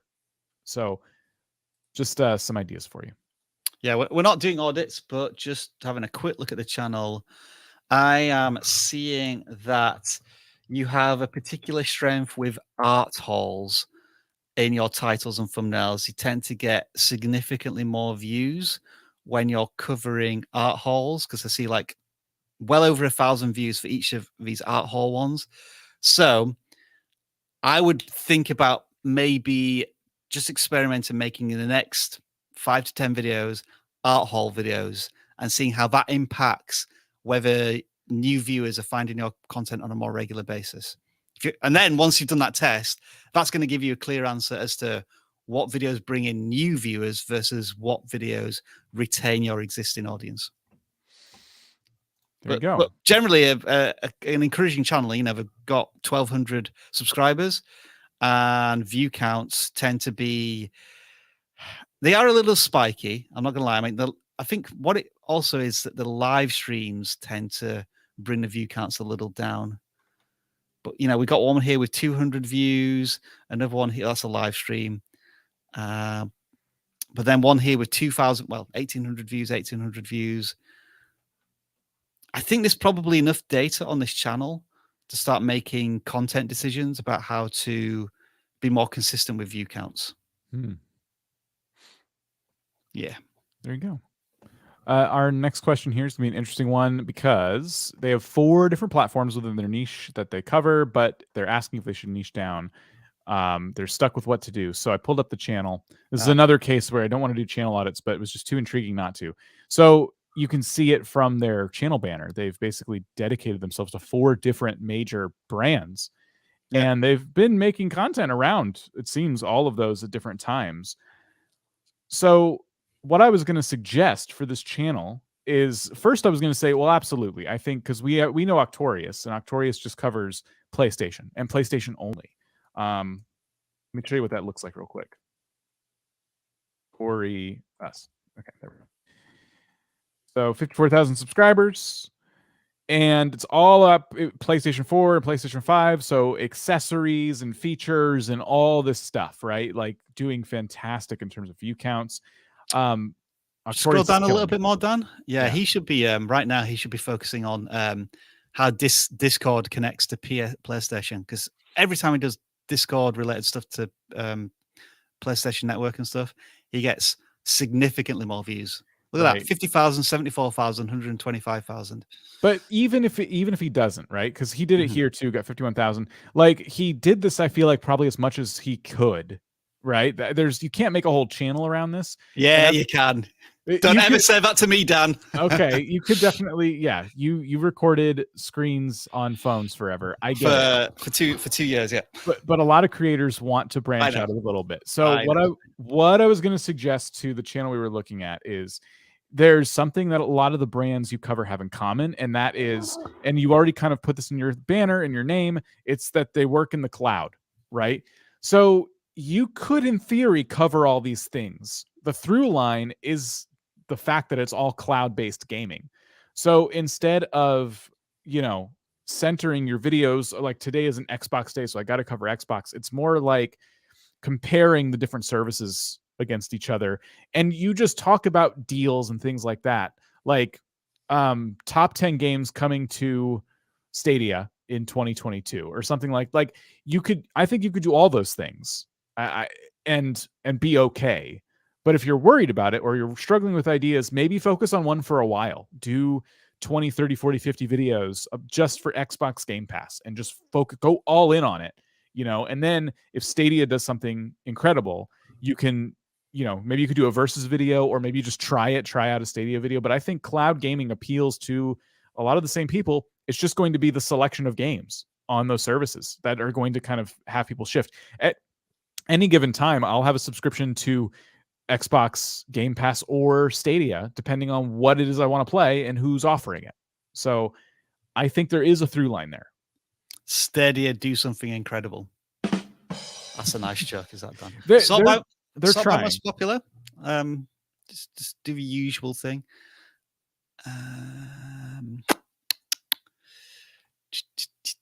Is it mostly gaming reviews that perform well for the channel? No, there's some tips there as well.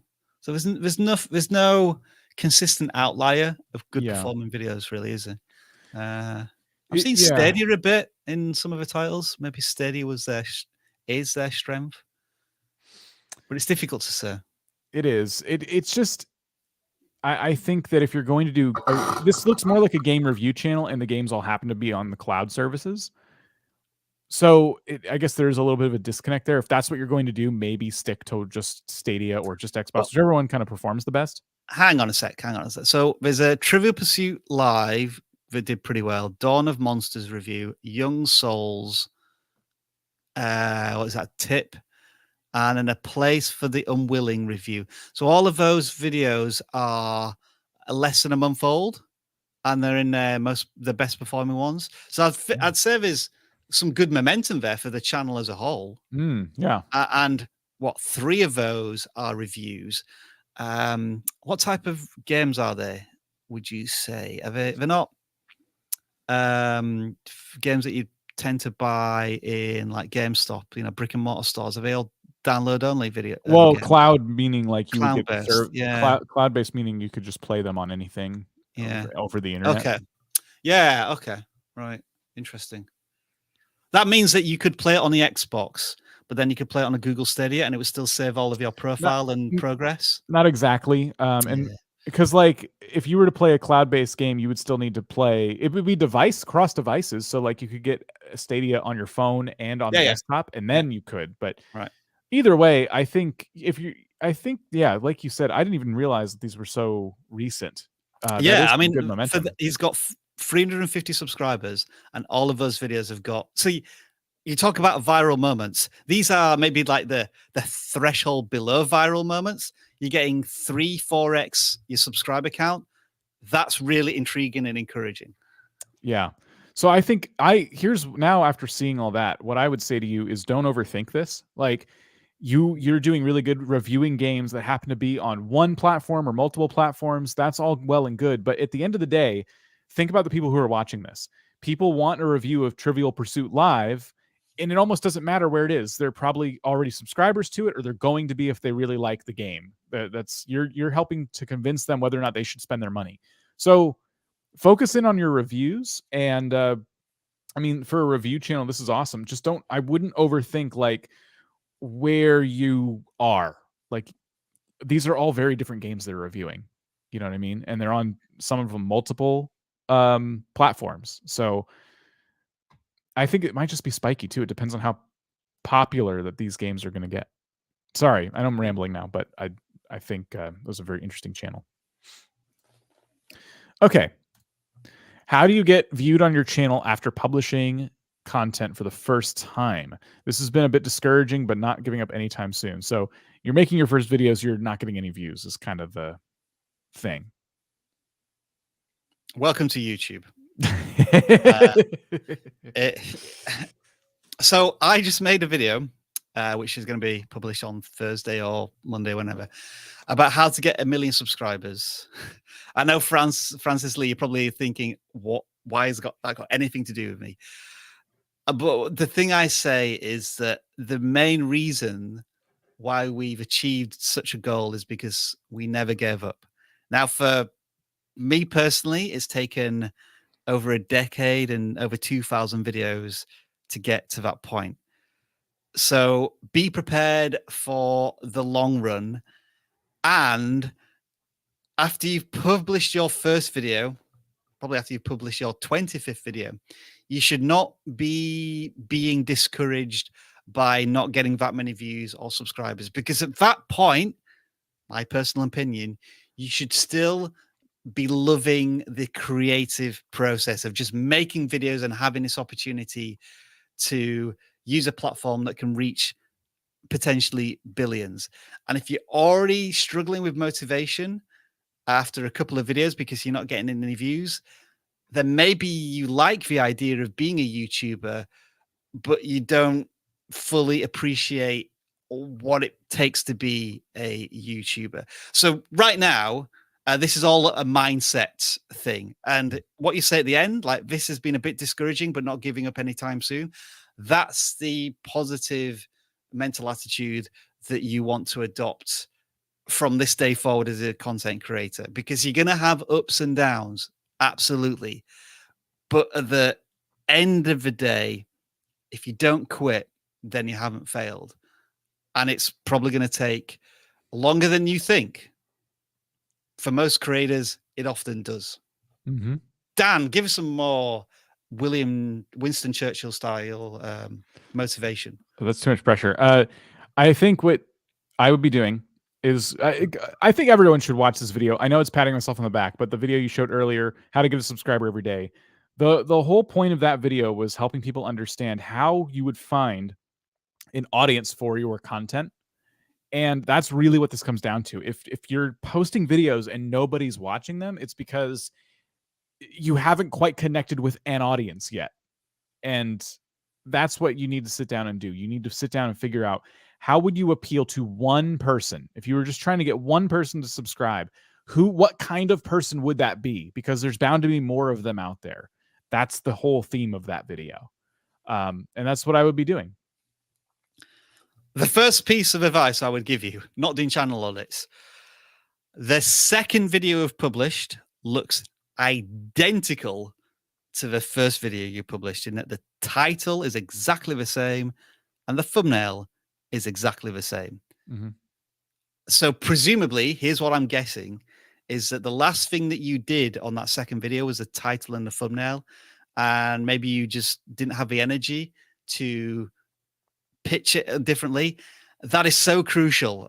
Let's try and get this into your workflow early on in your YouTube journey, to start thinking about the title and the thumbnail that you're going to make before you even press record, so that it has a different and fresh pitch to the audience the next time you publish a video. And just in thinking about who this video is for, 10 signs he's just not that into you. What that tells me about perhaps your ideal viewer is someone who is single, who is struggling to meet somebody. So is there a better way to pitch that video to that person instead of 10 signs he's just not that into you, which is kind of vague and kind of catchy? Like, I feel like a lot of people might make a title like that. Instead, 10 reasons you're still single.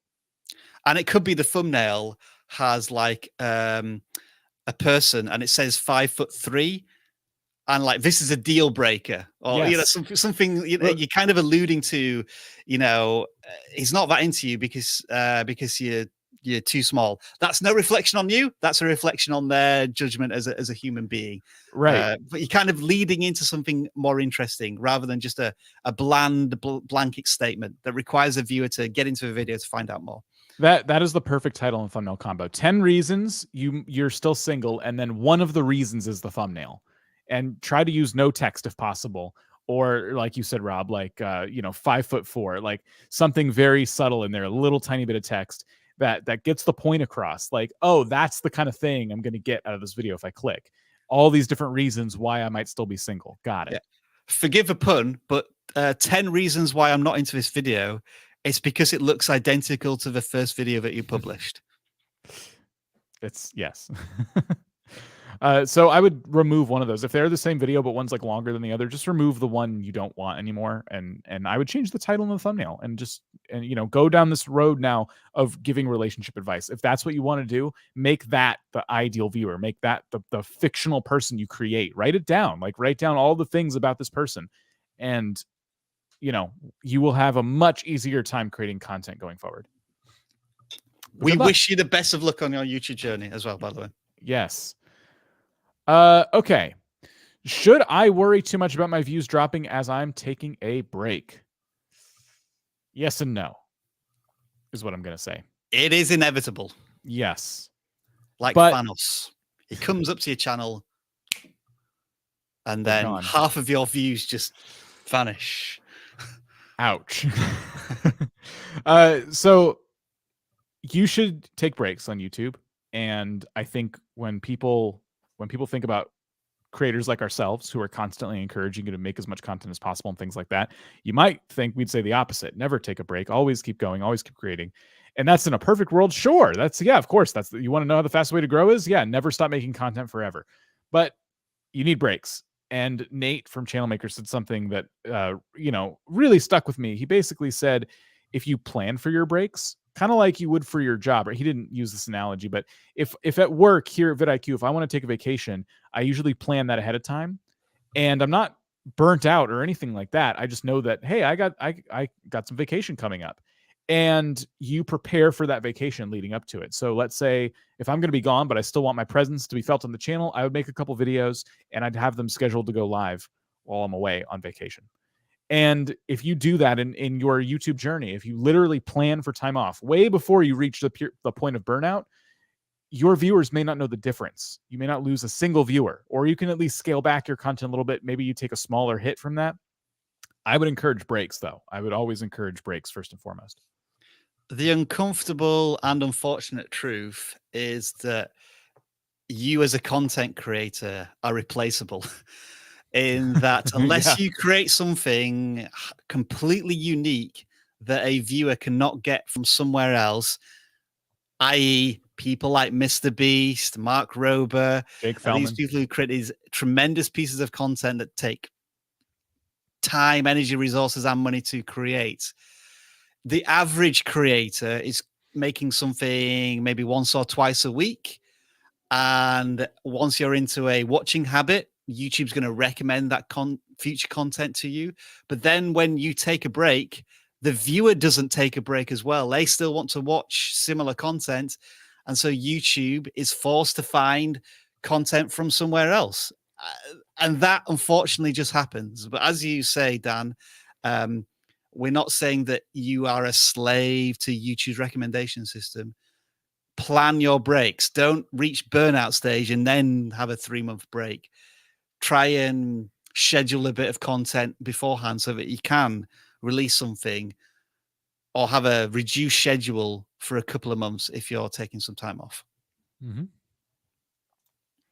This next one kind of depends on a little context, but what do you do if someone stole your video idea but changed it up a bit? What can you do? I think this is the entire history of art. And then it's basically people stealing other people's ideas and changing them and riffing on them a little bit. I don't think you can necessarily copyright an idea. Half of the American sitcoms I watch are carbon copies of the previous American sitcoms. Yep. It's just the execution of them is different or better. And there's magic chemistry that makes them work over something else.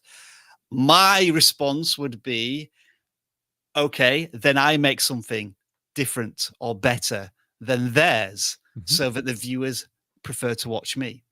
Yep. There's a lot of ways to look at this, like especially in gaming. I used to, when I was really new, like I used to get scared because I used to not get scared. I used to avoid topics pretty much because I felt like, oh, well, someone's already covering it.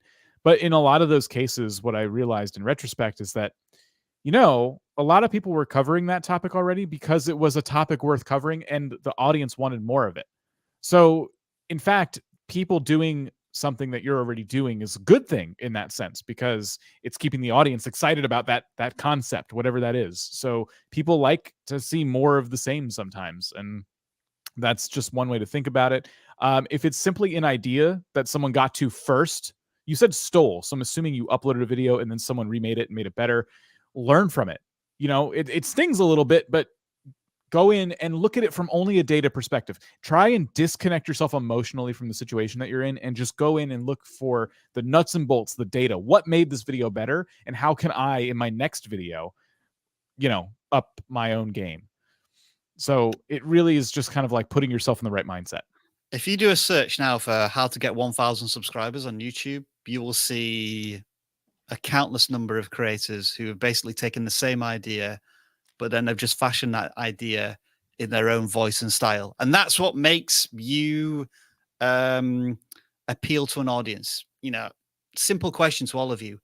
Why are you watching vidIQ right now? Why are you watching this live stream? Why are you not watching somebody else?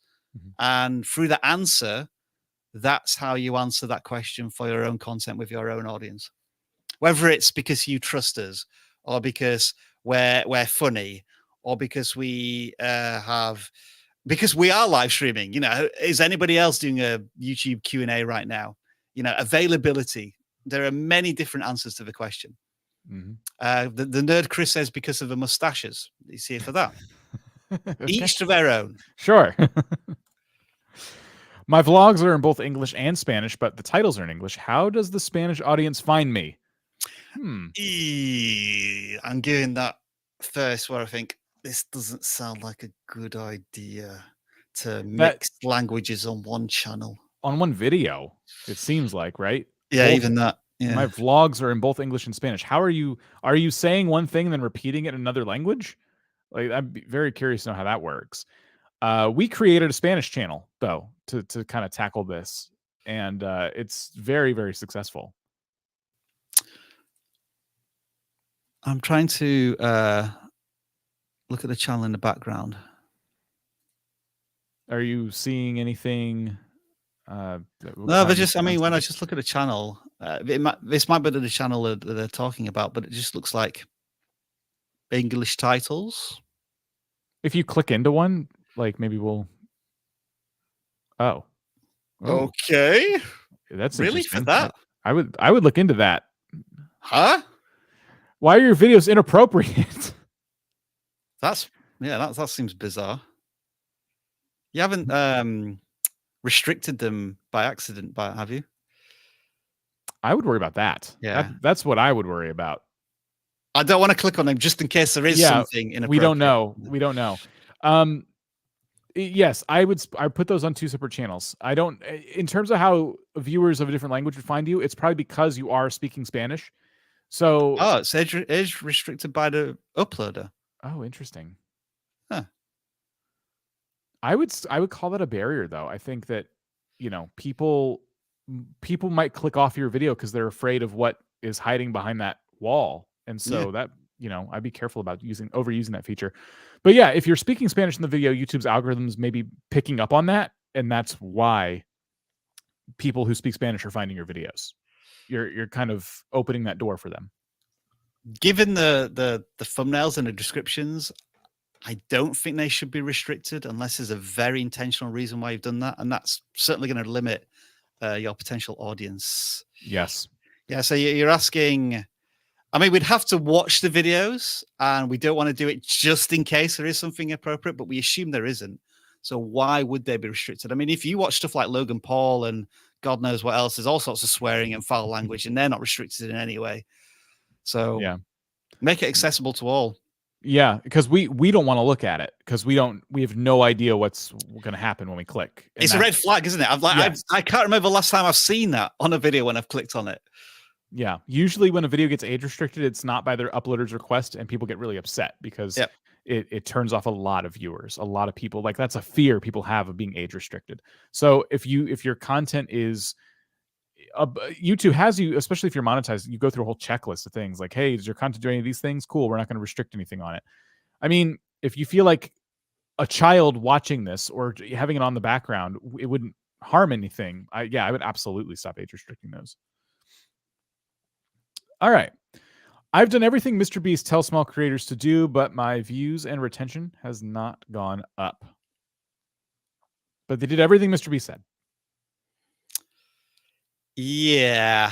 I'm trying to think of the best way to respond to this, because it's similar to when people say, I've done everything you suggested in our videos, in our education, and I'm still not getting views and subscribers. I've already got the channel, I think, Dan, if you... Oh, yeah, go ahead. Yeah. I'm looking for it. So here's what I will say. Like, with 350 subscribers, some of the view counts here are very encouraging, well beyond subscriber size. So YouTube is testing your content with new audiences. And it looks as if you are doing some big, challenging type stuff, like 100 McDonald's nuggets challenge. You had to break into your own car when it broke down. So I'm feeling a Mr. Beast vibe. and you're being rewarded for that. But what I would say is that you haven't made enough content in the last 12 months to get viewers to come back and watch your videos on a regular basis. Like you've made 3 videos in the last 6 months.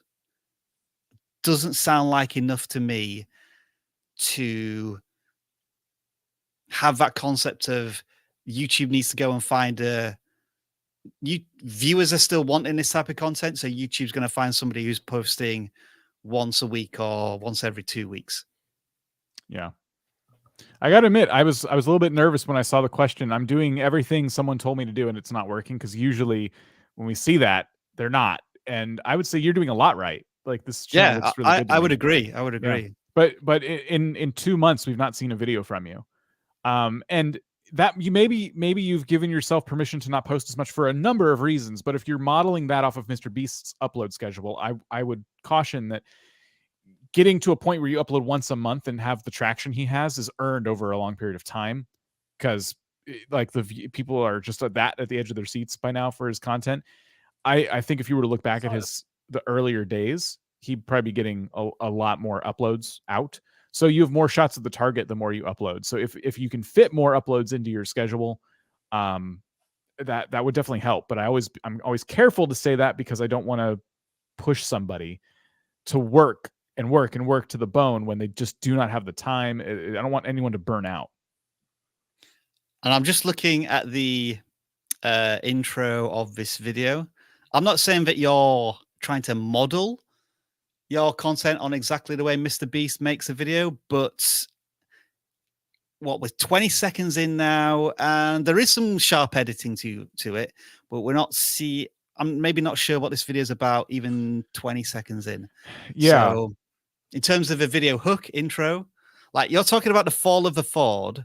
So presumably this car broke down, but in the first 20 seconds, I'm not seeing any reinforcement of why this car's on the back of a flatbed being towed away. Right.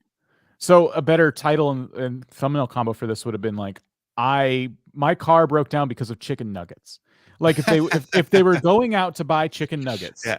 and their car broke down, that'd be the perfect title for that video, right? I don't know what you were going. I just saw the little sauces. I don't know what you're doing in your car that day, but it's less about Ford, which is like a big company and stuff, and more about like the reason your car broke down.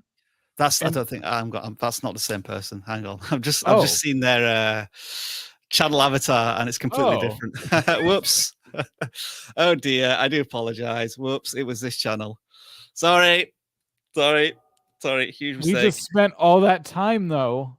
I know. Auditing a random person's channel. A random person's channel. Yeah. Okay. So these even more Mr. Beastie, the thumbnails and stuff. Same thing though, like view counts are higher than subscriber count. So yeah, that's encouraging. It's still sharing it with a wider audience. All right. So you are following some of the Mr. Beast titling structures here, last to leave. The stakes aren't as high, but yeah, it's difficult to raise the stakes to Mr. Beast levels of millions of dollars. Yeah. I'm just going to let this one play in the background. So yeah. Okay, that's the Mr. Beast vibe, isn't it, that we're seeing?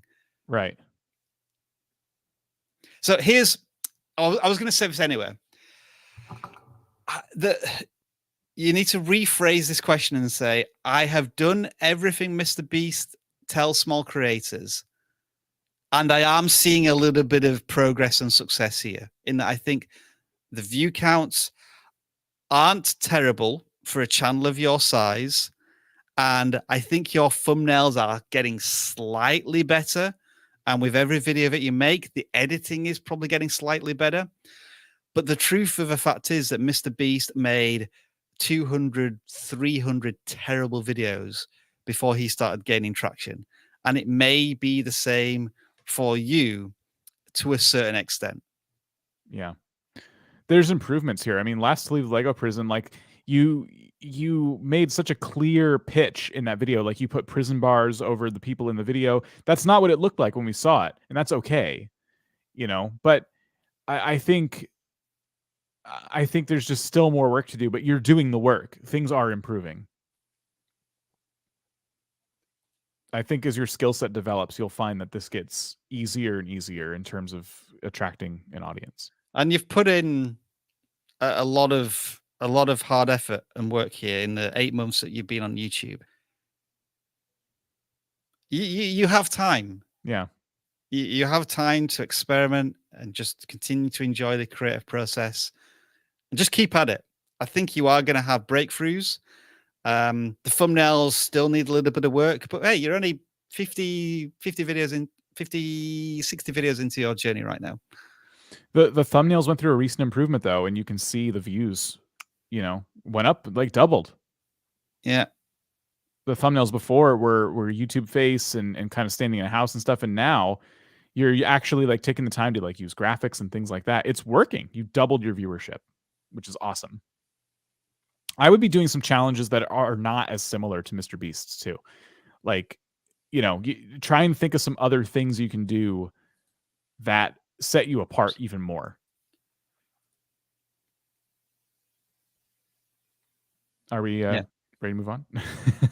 Yeah, sorry, I was just seeing if we could spot anything else. So apologies to the random Nathan Richardson who we were critiquing. Also not a bad channel. But yeah, not a bad channel. So a couple, we were basically at time. Can we answer a couple more? Or should we? Yeah, sure, done. All right. So this one here, what do I do if a trend is dying and the viewers are falling as well? Find a new trend or try something evergreen.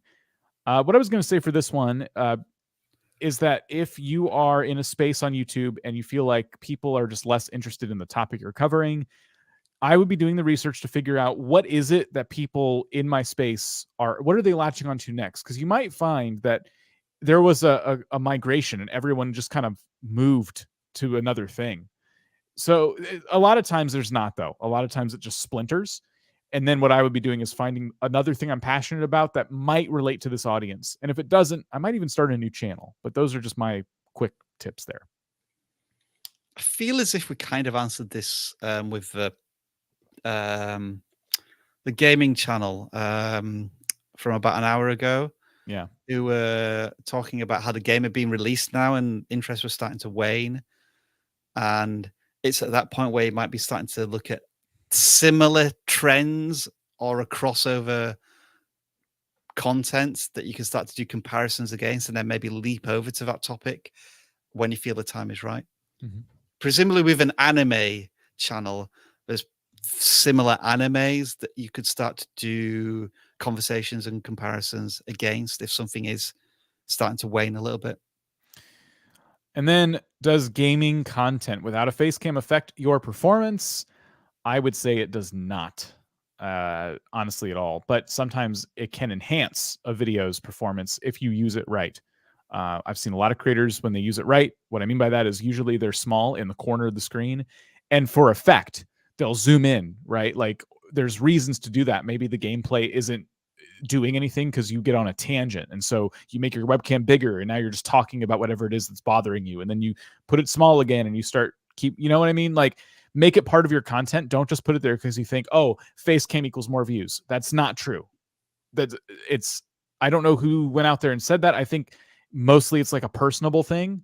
Like people say, oh, you should put your face on it because it's more personable. But that doesn't necessarily mean if you don't want to, then you're doomed. That's not how that works. It gives you more scope for opportunities. Like if you have yourself in front of camera, there's that element of building trust and a relationship with a human being. Mm-hmm. And it, as we talked about earlier, it gives you a USP, a unique identity. But some people have made just their voice a very famous and elusive part of their content. Mr. Dream, not Mr. Dream, Dream being the that's Mr. Dream to you. The best example of that. Yes. If you are joining us and you're a little bit frustrated because we did not get to your question, we spent 2 hours answering questions today. So please do go back and check out our Q&A, which lasted like 90 minutes. I'm seeing a lot of questions coming in right now from folks who I didn't see earlier. So we probably answered a lot of these in some way or another. So do watch from the beginning if you can. And now you can double speed it, which is great. Rob, thank you so much for joining us today as well. Pleasure. Appreciate you. Yeah, anytime. And so we're going to call it here, everybody. Thank you. Be safe. Have a great rest of your day, and see you later.